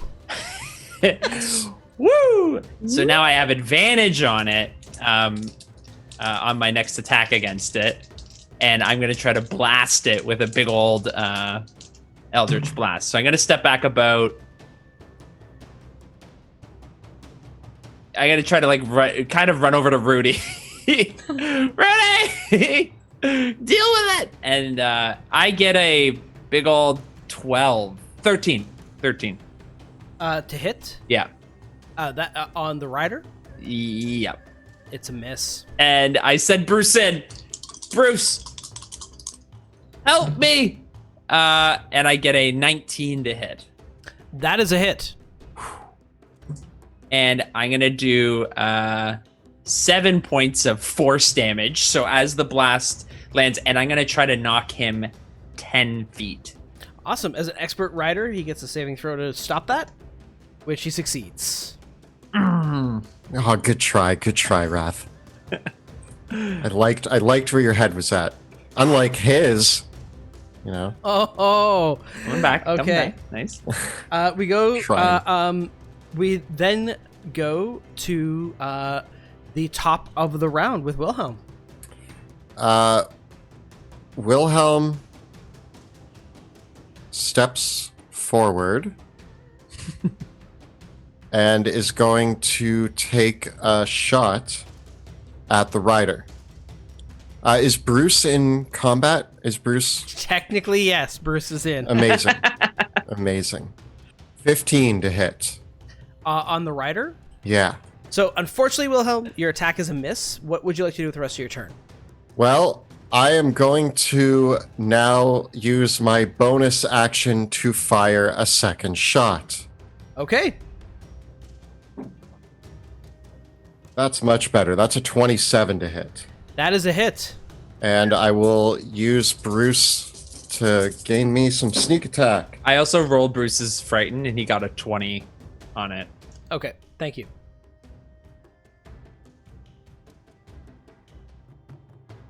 Doing 20 more damage. Ooh. Nice. All right. Then I move back. Okay. Use the Hobbit hole. The horse whinnies and wails once more, and you can all make a wisdom saving throw. 7. 13. 14, 18. everyone but Wrath is frightened, and as it does so, the rider spurs the mount and lifts the head up above it, and as it holds the head up above it, it throws fiery bolts of fire towards each of you, getting a 14 against Wrath, a It's 27 against Wilhelm, and a 29 against Rudy. Yep. 26 against Rudy. It doesn't need line of sight on me? This is a magical attack. Oh, yay. Yeah. So I dive behind the rock and fire just comes over the cliff and hits me. You each take 14 points of fire damage ow. as the creature charges in this direction. As the fiery head launches bolts of flame, and then the creature drops the head on the ground, and in a puff of ash and brimstone, it disappears. The whole creature? Except for the armored head smoldering on the ground. That wasn't the head of the...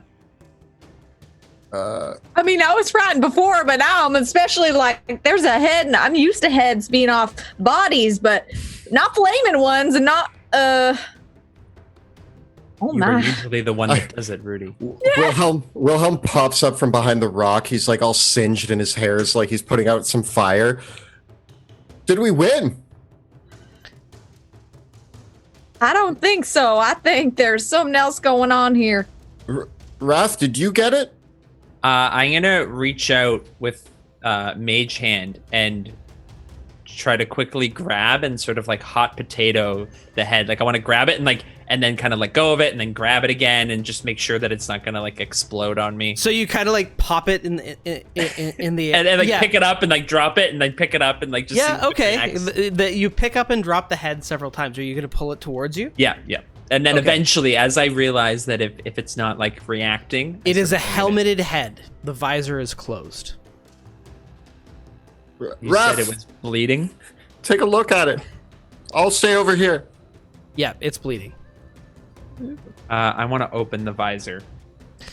You open the visor, and looking at you see the pristine visage of your father before it melts away into a skull and then disintegrates to ash, and the helmet rusts and disappears.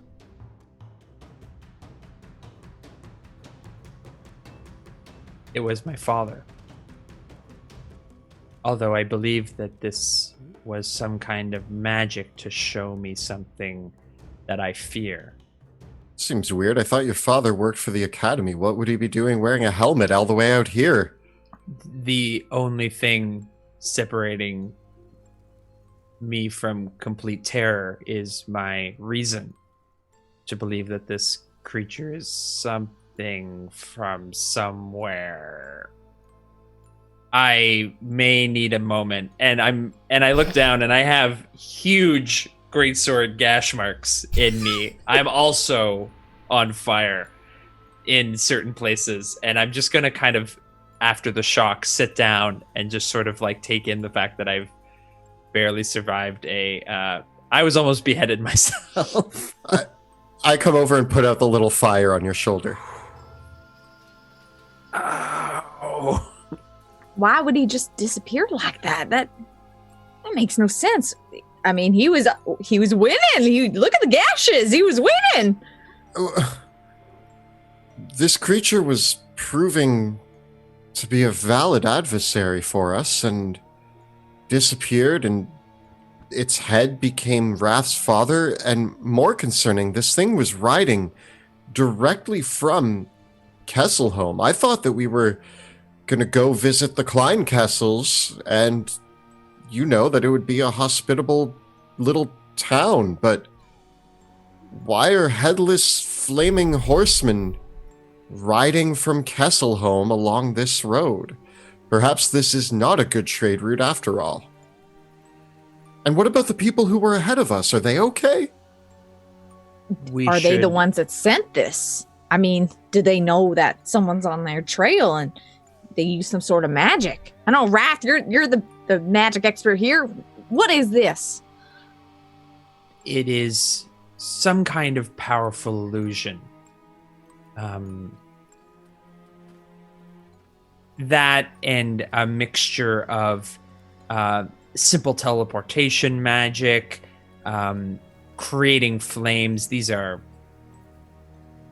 although powerful, average tricks of the common wizard. I do not believe we're dealing with anything that is overtly powerful, but you are right. This whatever this thing was, it may have been sent by those ahead of us. Not overtly powerful, Wrath. You're bleeding profusely.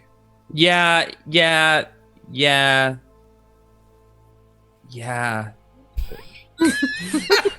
maybe in close combat. I mean, Rudy, it seemed like you were sort of stuck.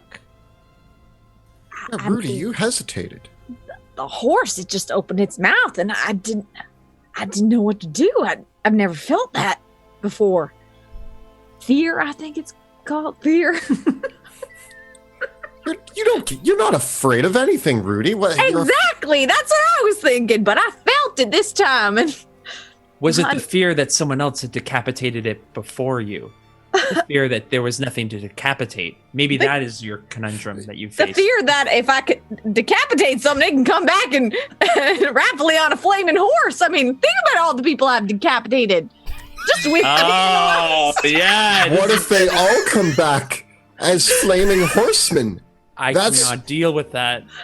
I mean, there'd be an army of them. I mean, Rudy, have you sicked an army of headless horsemen upon us? Is this our fate? Rudy, quick! We need a very rough count. How many people have you decapitated in your lifetime? I don't think I can count that high. Oh no! What? If this magic is bringing back the fallen that Rudy has slain, we are outmatched. Rudy, in our mission alone, since we left Tearhaven, you've decapitated at least dozens. Exactly. And that doesn't count, the war and side jobs that I've done. I mean, Rudy, I have a very important question. Yeah. In your travels, have you ever decapitated Raph's father? I mean, I don't even know. Rudy, I need you to be very, very honest with me. There's a potential. And I change into my father's face. Did you kill this man? I look real close, and I'm like, I don't think so. Maybe his cousin. It's just, who knows at this point? Well then, Wrath, are you sure that wasn't your cousin's head that you saw? Look, we are all your father's cousin. Your a little bit cousin. I'm a little bit dead, and we're all a little bit scared. The point is whatever that thing is it has some very powerful magic. I will give it that. It may have been sent by those ahead of us. Whatever is on their way, we best be on our guard as we continue our travels towards Kesselholm. I agree. Either way, it's concerning whether it came from the people ahead of us or from Kesselholm. It means that either Kesselholm is filled with Rudy's dead people, or the people ahead of us want to kill us.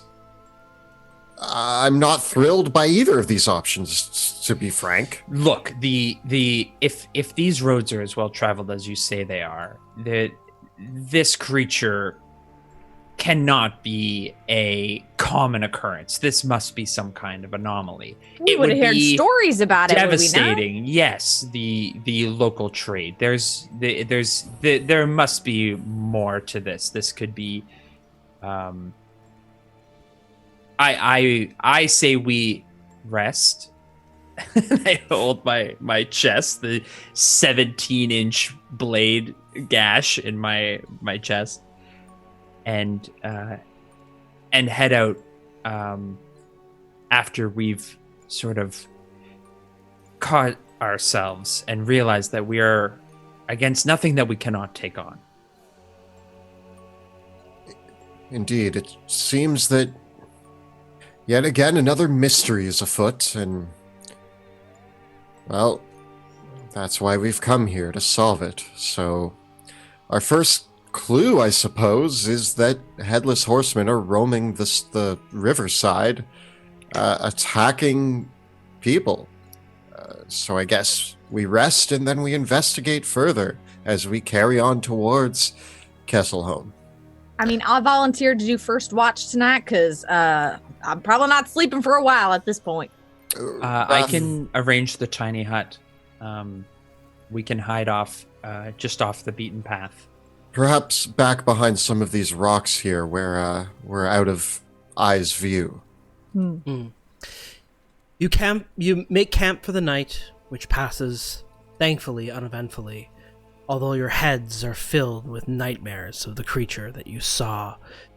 The dream is the same, running through the dark forest, pursued by the headless horseman. In the morning, you break camp and make the last of the journey towards Kesselholm. Kesselholm actually means two places, for there is both Kesselholm Keep and the village of Kesselholm, which you arrive just in the late afternoon of the 5th day of travel. It is nestled along the banks of the Dran River in a forested clearing amidst the northern parts of the Kesselwald forest. Perhaps 2,000 or so folk once called this place home, and it is nestled within orchards, fine pine forests, but also orchards and sugar woods of maple trees, renowned, for this area is renowned for sweet maple syrup, apiaries of honey, and the lovely raspberry mead and honey wines that are brewed in the region, but also the timber, which has been the foundation of many buildings throughout the realm. Kesselholm is mostly made of log cabins with plate glass windows and fieldstone chimneys. Many have thatched rooftops, although some have been updated with finer slate, and others still have the grass rooftops that were made that people have been making for hundreds of years. The main thoroughfare is the continuation of the King's Road, and it is paved with stone, and there are a few stone and wattle and daub buildings that are dotted along the main thoroughfare of Kesselholm. And along the banks of the Dran River here are all manner of lumber yards, where the lumber assembled from the logging camps in the Kesselwald is gathered up, stacked up, and loaded onto barges. Now, in ages past, these lumber yards would have been busy places with stacks and stacks of lumber. But now that the barges can't pass through Drakkenheim due to the dangers of the city, very few take the river anymore, at least very far. And so mostly the lumber is provided only for local use now. For the town is uncomfortably quiet, shrouded in a light veil of mist and fog in the afternoon. Many of the windows and doors of the homes are shuttered. And if looking out from the clearing, only a few yards away, the rock and the forest breaks into the large waters of the sparkling Lake Dray, which the mist is too thick to see the opposite shore of the lake today. But looming in the distance, just above the tree line on a high rocky crag, is the bridge that reaches across one of the tributaries that flows into the river, and there is the towers of Kesselholm Keep itself. Perhaps about a mile away from the village proper. My friends, I must say that being here again is haunting.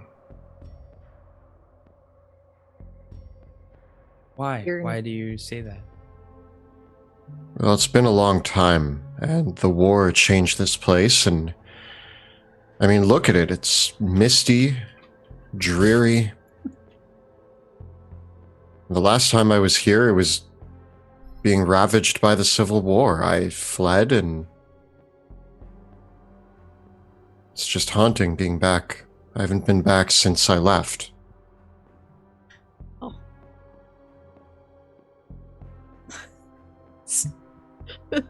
There are many. There are still a few establishments in Kesselholm. There is at the heart of town is the Chapel of Saint Pauline, the Chapel of the Sacred Fire here. Although not far into the woods, there is known to be an altar to the old gods as well. There are two well-known watering holes. The local favorite being the Riverwatch pub, but there is also an inn here known as the Moose and Squirrel. Beyond that, there are the various industries and apiaries and several smaller provisioners, but mostly people get the things that they need on a daily basis gathering in a market here.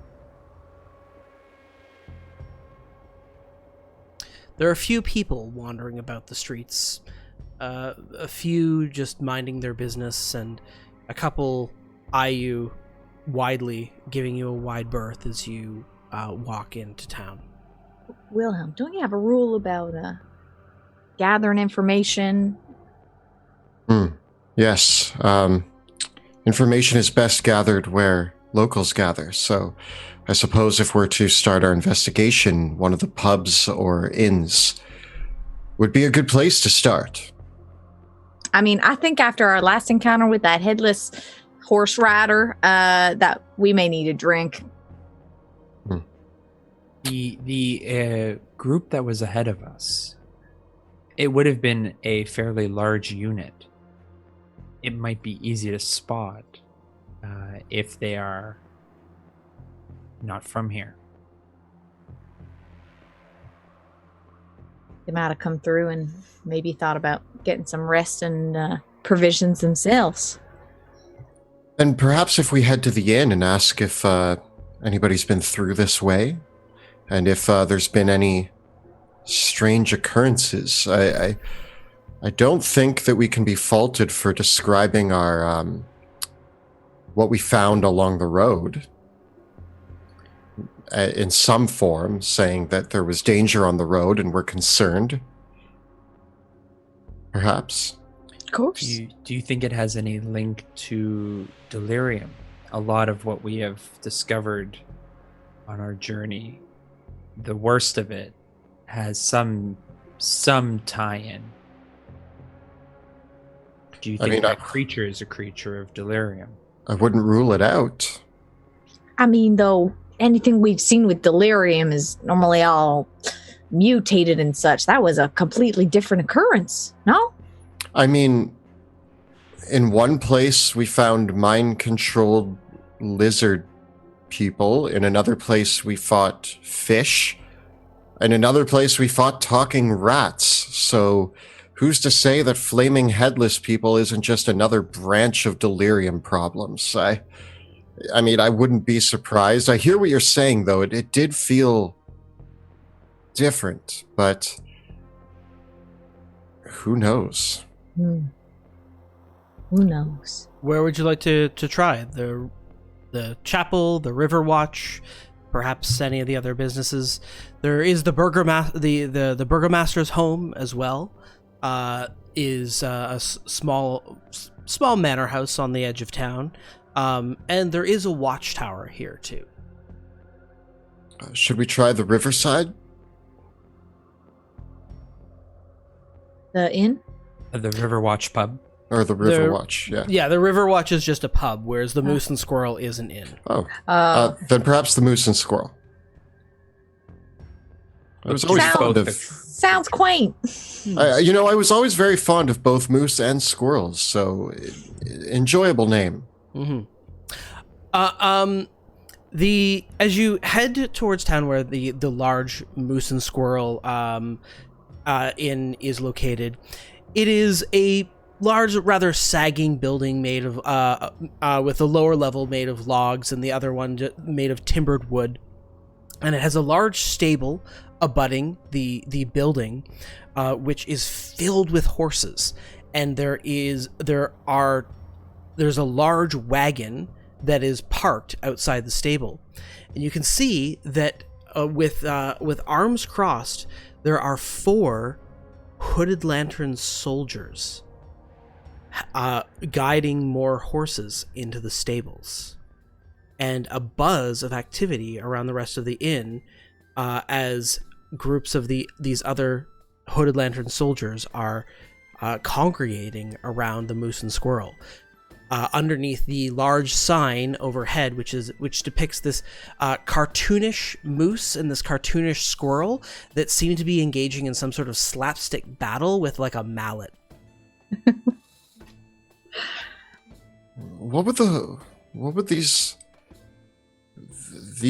people from Drakkenheim, what would they be doing out here? Like, Wrath, it seems that you were right. And I mean, could these be different ones? So we got the ones in the city. These are a different band. What are they doing out here? The war or the battle is nowhere near here right now.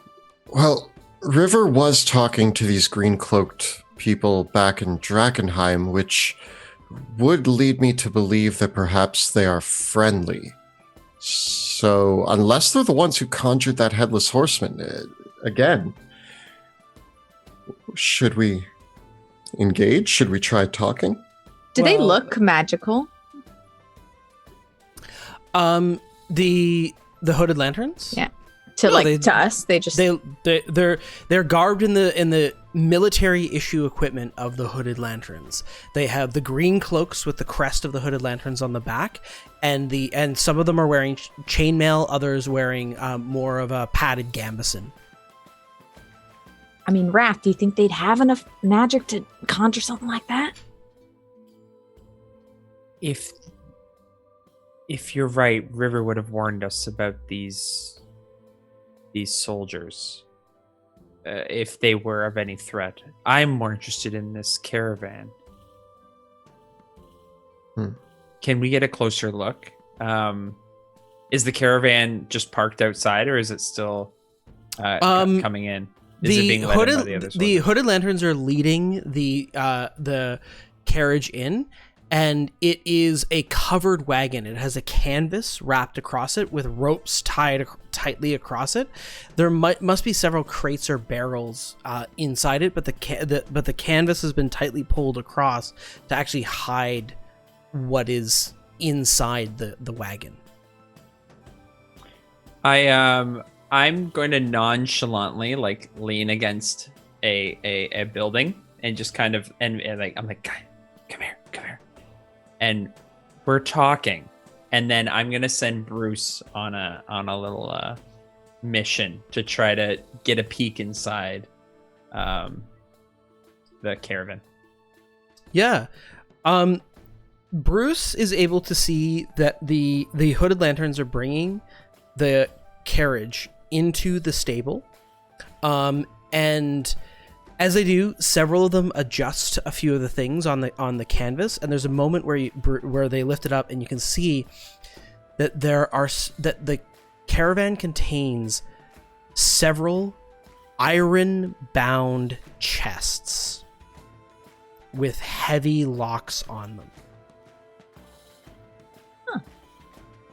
But the Hooded Lanterns are very, like, even there's a moment where they're adjusting things, and just one of the Hooded Lanterns lifts up and like does a count of the chests. It goes 1, 2, 3, 4, 5. Okay, good, all accounted for. Yep. The others go, keep it covered. We don't want anyone poking around. One says to the other. The four of them go. And the Hooded Lanterns, the 4 of them, don't leave the stable. They bring it in and immediately pull up a table, and a very short man in a black coat with a little cap comes out from the door of that leads essentially from the kitchen to the stable and brings the men some sandwiches and some mead, and they thank him before the large-nosed man moves back inside the tavern. Bruce regroups, and I share what we've seen. I don't think there's any reason to not just talk to them. If they ask while we're here, what should we say? Visiting home. We may be able to clear up a lot of these inconsistencies. River was talking with them moments before they left the city. We should just send River. She's my sister. She'll set this straight. We'll know if we should even bother with these. They could be transporting some other goods that we don't know about. Academy business. I'm sure she has them on. If we have any concern, let's just ask her. Send her a message? Mm-hmm. Okay, yeah, you can send her. What would you like to say?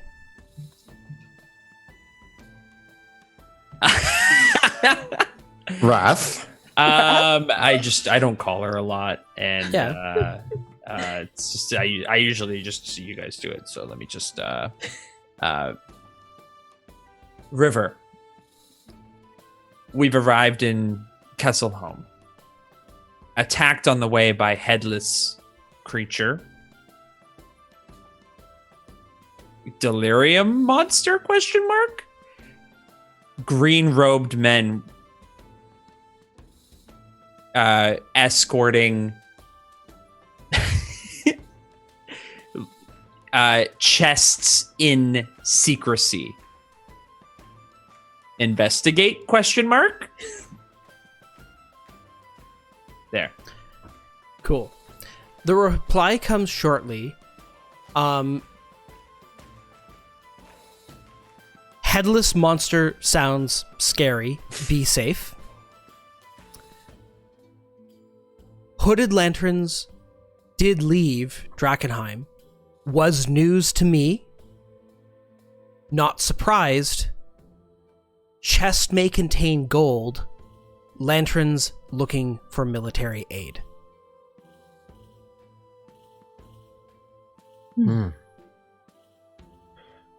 Oh, can I just amend my first message? How many? No, you can't now. I just wanted to ask if Dad was okay. Sure. She says, Dad, can I just throw it at the very end? P.S.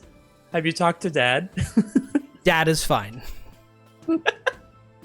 Okay, just to got Sure. my mind at ease. Well, okay, if that's the case, then there's again no harm in talking to them. They're also newcomers here. Perhaps we could ask them if they ran into any trouble on the road, and why they are looking for military aid for Drakkenheim. I mean, I can figure the reason is because Illyrian knights are marching on the city, but it's a good conversation starter. We can get their take on the situation. And see if they've seen any headless horsemen that look like Rath's dad. Yeah. Let's talk to them. All right. And I walk to go into the Into the Moose and Squirrel? yeah. Okay. The Moose and Squirrel is a cozy establishment with only about half a dozen tables arranged in the central dining room, all around a warm and cozy hearth. The smell of honey mead and either might be potato soup hits your nostrils. As you see, perhaps a dozen and a half hooded lantern soldiers gobbling down bread, soup, and haunches of mutton while sharing a bit of mead with each other. There are amongst them are two that there is one that is wearing what you can recognize as a captain's insignia upon his breast. He is an athletic man, probably a teenager, actually, very young for a captain, with long black hair and a short, neat beard, an angular jaw, and rugged features. And he has a pair of blades holstered at his sides and a bow strung across him. He is sitting with a woman of a teenage woman who resembles him quite closely. The two of them might be siblings, perhaps. She is fit and nimble, with a narrow pointed chin and bold features, also garbed as a hooded lantern and bearing the insignia of a lieutenant. I approach the table. Are there any extra seats at the table that they're at? There are not. The two of them are sitting are crowded around a table, eating their food.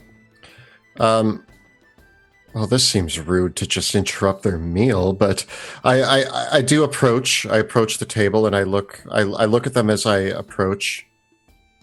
The woman looks up at you as you approach, and she says, "Don't worry, we haven't eaten the whole place out of house and home.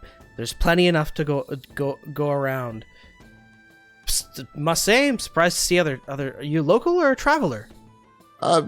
Traveler.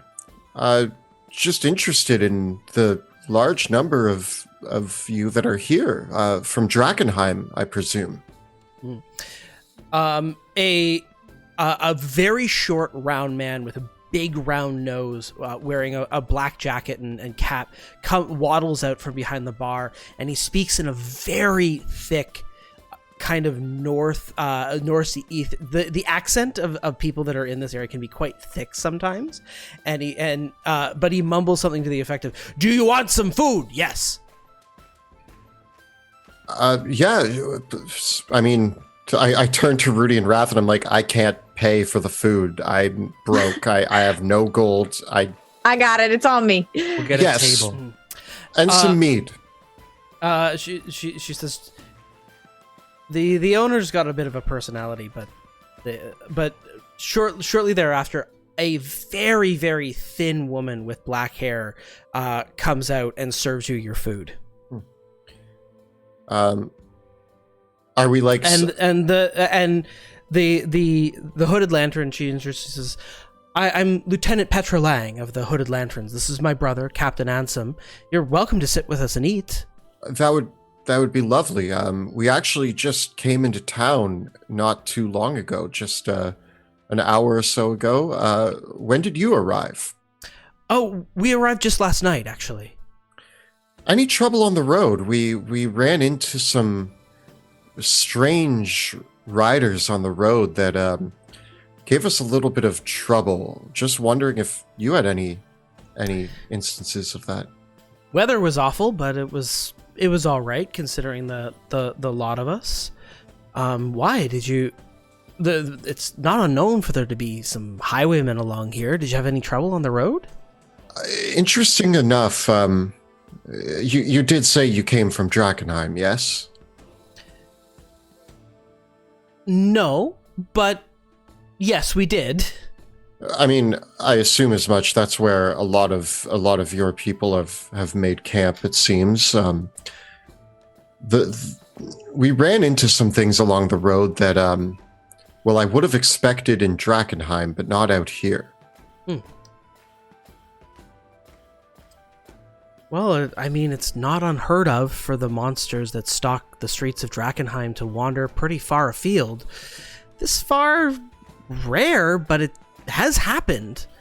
Did you run into any ratlings? Maybe a knoll or two? No, it was more like a headless person that was still walking. Riding a flaming steed. Big sword. The innkeeper speaks as the room goes quiet. Dulan! You saw Dulan! Dulan? The innkeeper comes out. Yes, Dulan! The rider of the woods! Dulan! He's a local? After a fact. Yes. You are lucky to be alive, my friends. That he did not take your heads. You must be very brave indeed, or very lucky. I definitely think the lucky part applies, because he was ready to take them for sure. Dulan takes the heads of many. It has been much worse of late, especially. How long has this been going on exactly? Started maybe. The story goes. You see that castle up there? Yes. Very dark things happened on that castle. Murder happened in that castle only a few years ago. And it was only a few years ago that Dulan started stalking the forests, crying out murder, murder. My boy Rocky, he says that night he knows who Dulan is. He said he saw on the castle a boy, a man, his head struck from his shoulders upon the bridge of the castle the night it happened. He says it is Dulan. Dulan, the son of Manfred von Kessel, haunts the forests, looking for his lost head, looking for revenge. This would be just ghost stories if we had not seen it with our own eyes. And I mean, it must be some strong presence, some strong spirit if it's showing up like that. Some kind of undead magic. It is a place of murder, that castle. That is where they died. They? Who's they? The Von Kessels, of course. They used to rule this town. Many, many years. This was their home. And it was that night, at the end of the Civil War, that they were betrayed and killed to the last.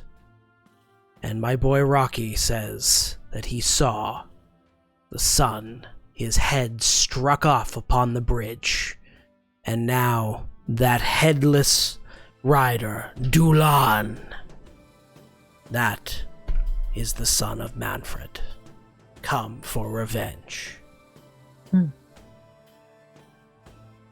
It's terrible. A lot of terrible things happen in the war, but this is awful. And that is why the Countess doesn't care for us. She is scared of Dulan.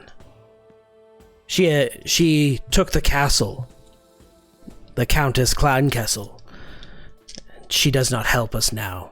Our people get killed by Dulan. Murdered. She hired mercenaries to protect us, but as soon as Dulan showed up, they just go off to their lodge. They don't even bother protecting us. People go out into the woods, and you find their headless bodies. Where does Dulan appear from? Is it Anywhere. Anywhere. But from dusk to dawn, do not go to the woods alone. And, I mean, is there a reason why he would have just left us alone like he was attacking us, but then, poof, gone? We should have ended up, I guess, like those people with our heads chopped off, but he just went away. Did you fight? We tried. And that is why you lived.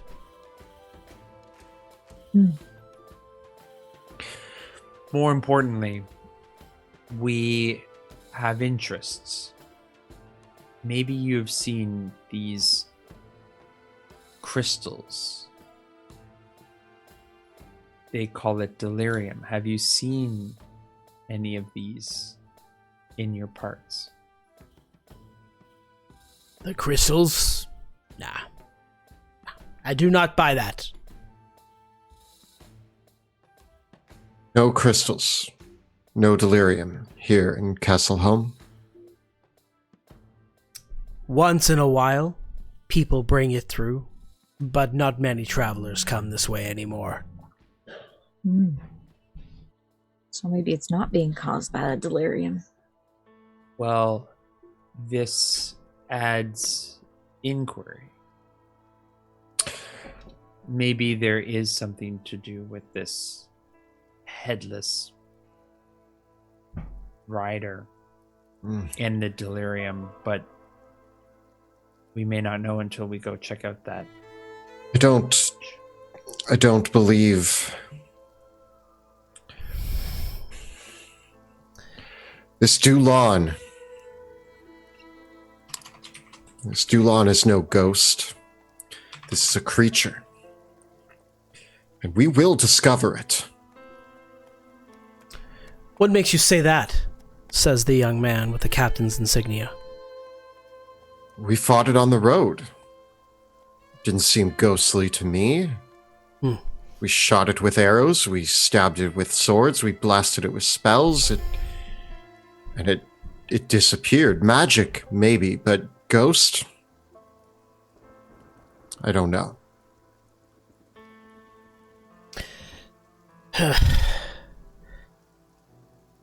Well, we'll just keep traveling in large groups, Petra. If we run into this thing, sounds awful. Doesn't sound like anything, though, that we haven't handled before. Petra, I may ask, the three of us will be spending some time here in Castleholm, and if you see anything or hear anything regarding this Dulon, let us know. We'll only be here for a few days. We're just here while the lieutenant commander treats with the countess, and hopefully then we'll be on our way. So we won't be here too long. Maybe the countess will have more information about him showing up. Maybe we should go talk to her. That sounds agreeable. We could go talk to her. Well, if you're interested in helping out the locals around here, that's quite admirable of you. Our commander is supposed to be meeting with the countess later on. Perhaps we could invite you, and if you wanted to offer your swords as help, maybe you could. I mean, that's very open-hearted of you, but why? It's personal. I mean, it's personal in terms of my battle wounds. But also, we're do-gooders. We do go around, and of course, we try to make a living off of it. But when we see some terrible thing happening in a local place like this, we can't help but step in and offer our hand in doing it. Oh, good of you. I mean, if you're skilled enough, if you want to do some good, we could use strong fighters back in Drakkenheim. I tell you, you could, if you're interested, you could join us. We're only going to be here for a few days before we head back to Drakkenheim, but the Illyrians are marching on the capital. There's going to be a war. You could help if you're do-gooders. You could come help us. I mean, sounds like you got. I mean, we saw lots of hands in Drakkenheim to help, and I'm sure fortifying the city is a smart move, but we are aiming to help the smaller communities that may be affected by this. So as much as you may need strong hands there, I think also these communities need it too. Right, boys? Absolutely. We're do-gooders. Okay. I mean, suit yourself. It's true. I mean, there's not a lot of help going around, and we are asking the Countess if she'll commit her forces. So, places like this might need some help. That's good of you.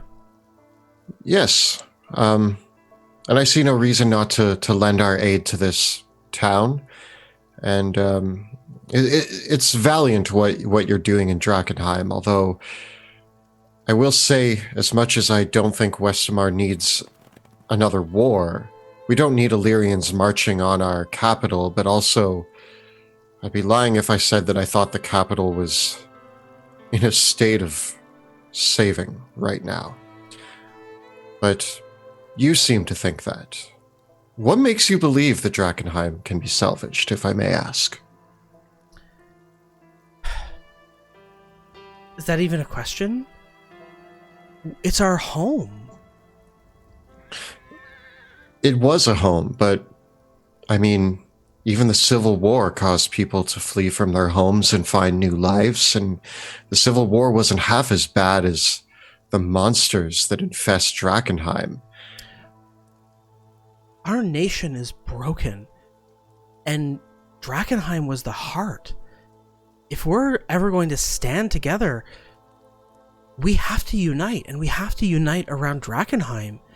If not, the Illyrians are just going to pick us apart. We could get the Vales, even the upstart kingdoms there. There won't be a Westamar. There won't be anything. The whole thing is going to descend into chaos. You can just stand by and let that happen? People die without the strong realm uniting it. I grew up in this war, and it's been awful. And you know, the thought that maybe everyone could work together again, we could all have what was the great kingdom would come back, that's worth fighting for. Worth dying for. People are scraping by.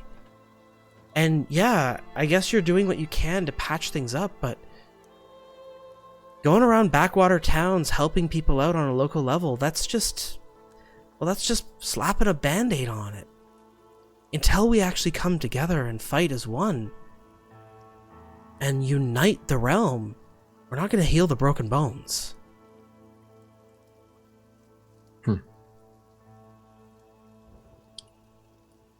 And what will the Hooded Lanterns do about the delirium? The meteor? The monsters? The haze? Ansem takes out his sword and slams it on the table. We'll kill every last one of those damn monsters that are infesting our homes and scrape out every last bit of the delirium in that town, and then we'll rebuild. What happens if it grows those monsters, this delirium, faster than you can kill it? Ansem says, I can kill pretty quick. And for every Hooded Lantern that falls, the monster's numbers grow. And that's why we need every blade we can get. That's why we're here. I don't... Go ahead, Raph. We appreciate the offer to meet with the Countess. Maybe once we deal with what's happening here, our time may be freed up. Although we have our own agenda. That's fine.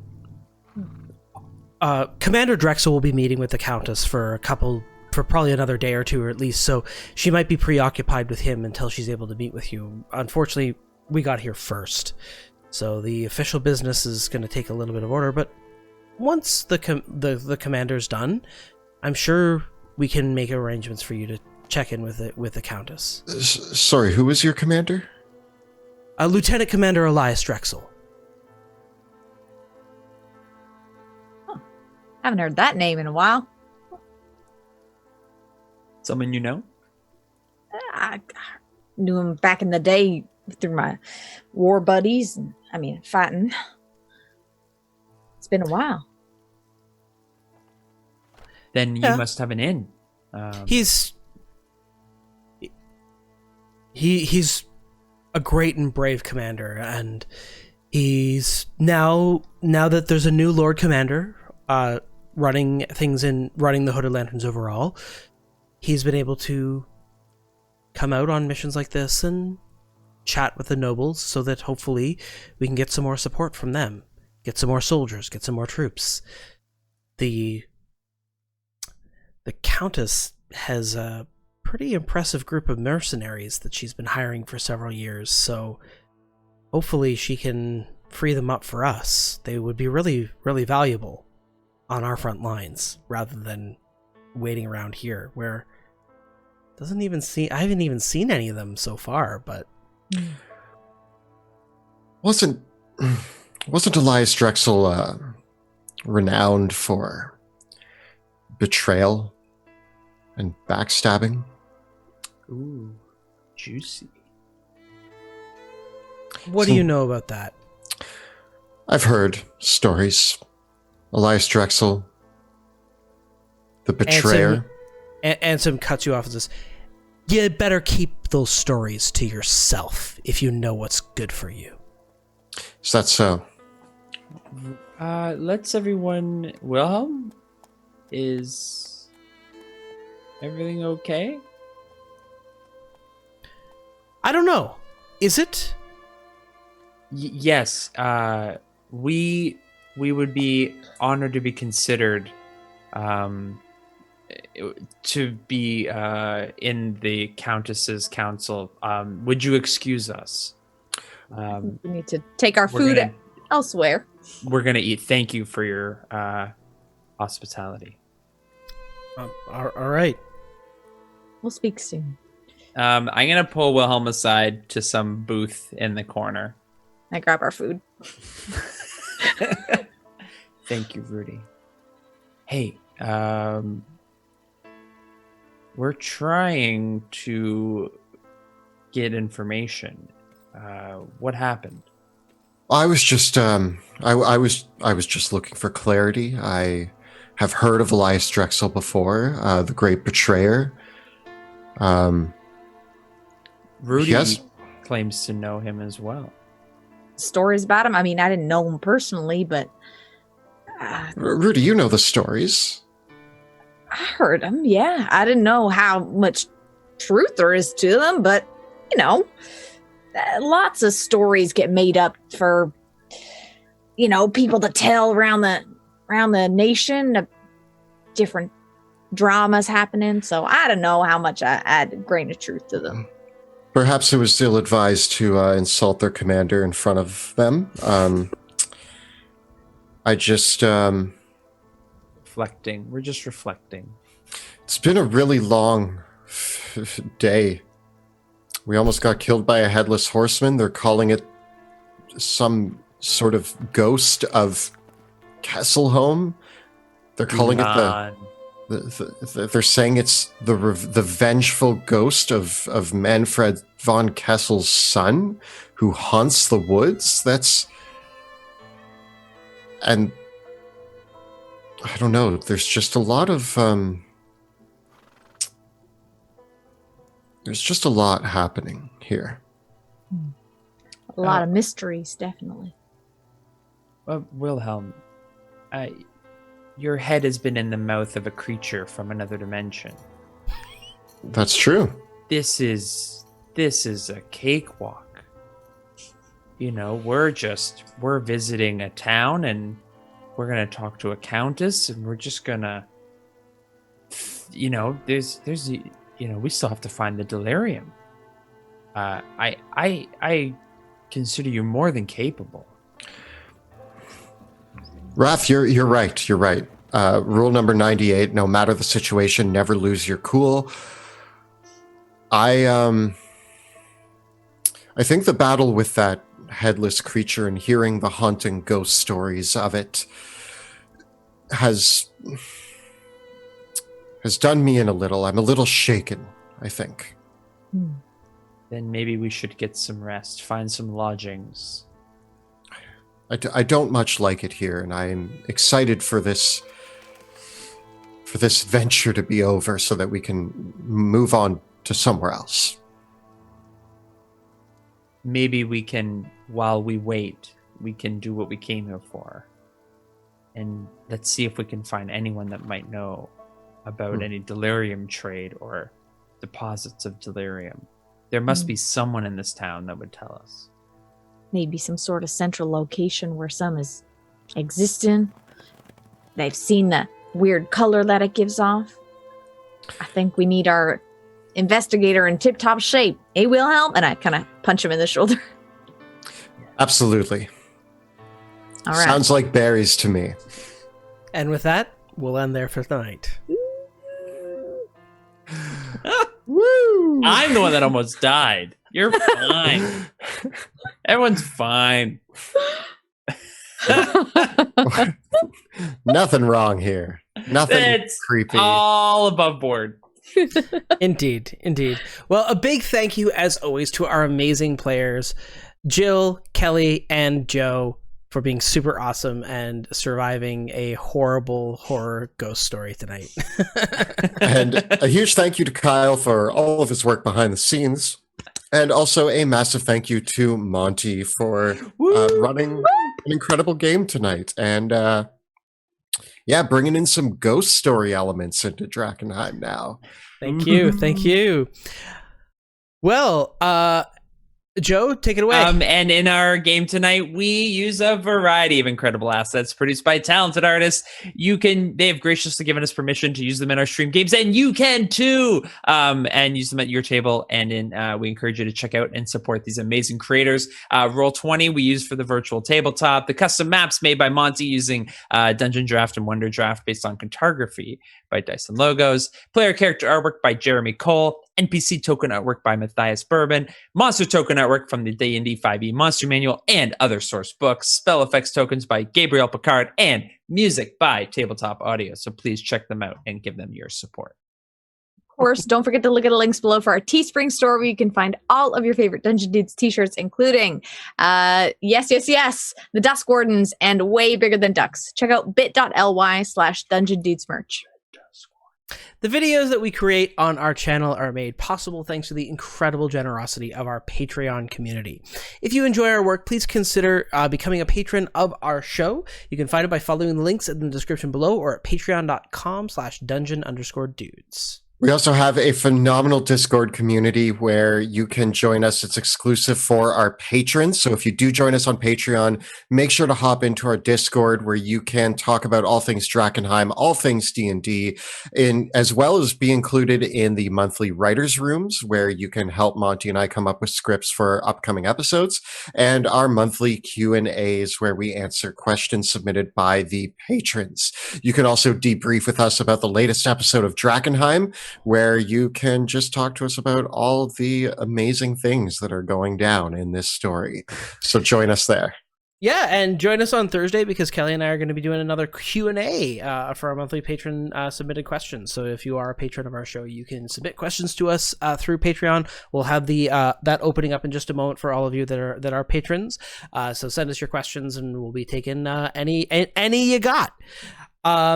Kelly and I, of course, post new videos every Tuesday and Thursday on our YouTube channel where we cover everything D&D, including advice for players and guides for Dungeon Masters. So check us out on YouTube, youtube.com/DungeonDudes. And be sure to join us live next Tuesday when we record the campaign live on Twitch. You can check us out from 6 p.m. to 9 p.m. Eastern Time at twitch.tv/dungeon_dudes. You can also watch the video episodes of the show on YouTube. And, of course, follow the links in the description below to follow us on Kickstarter for when the Dungeons of Drakkenheim launches there as well.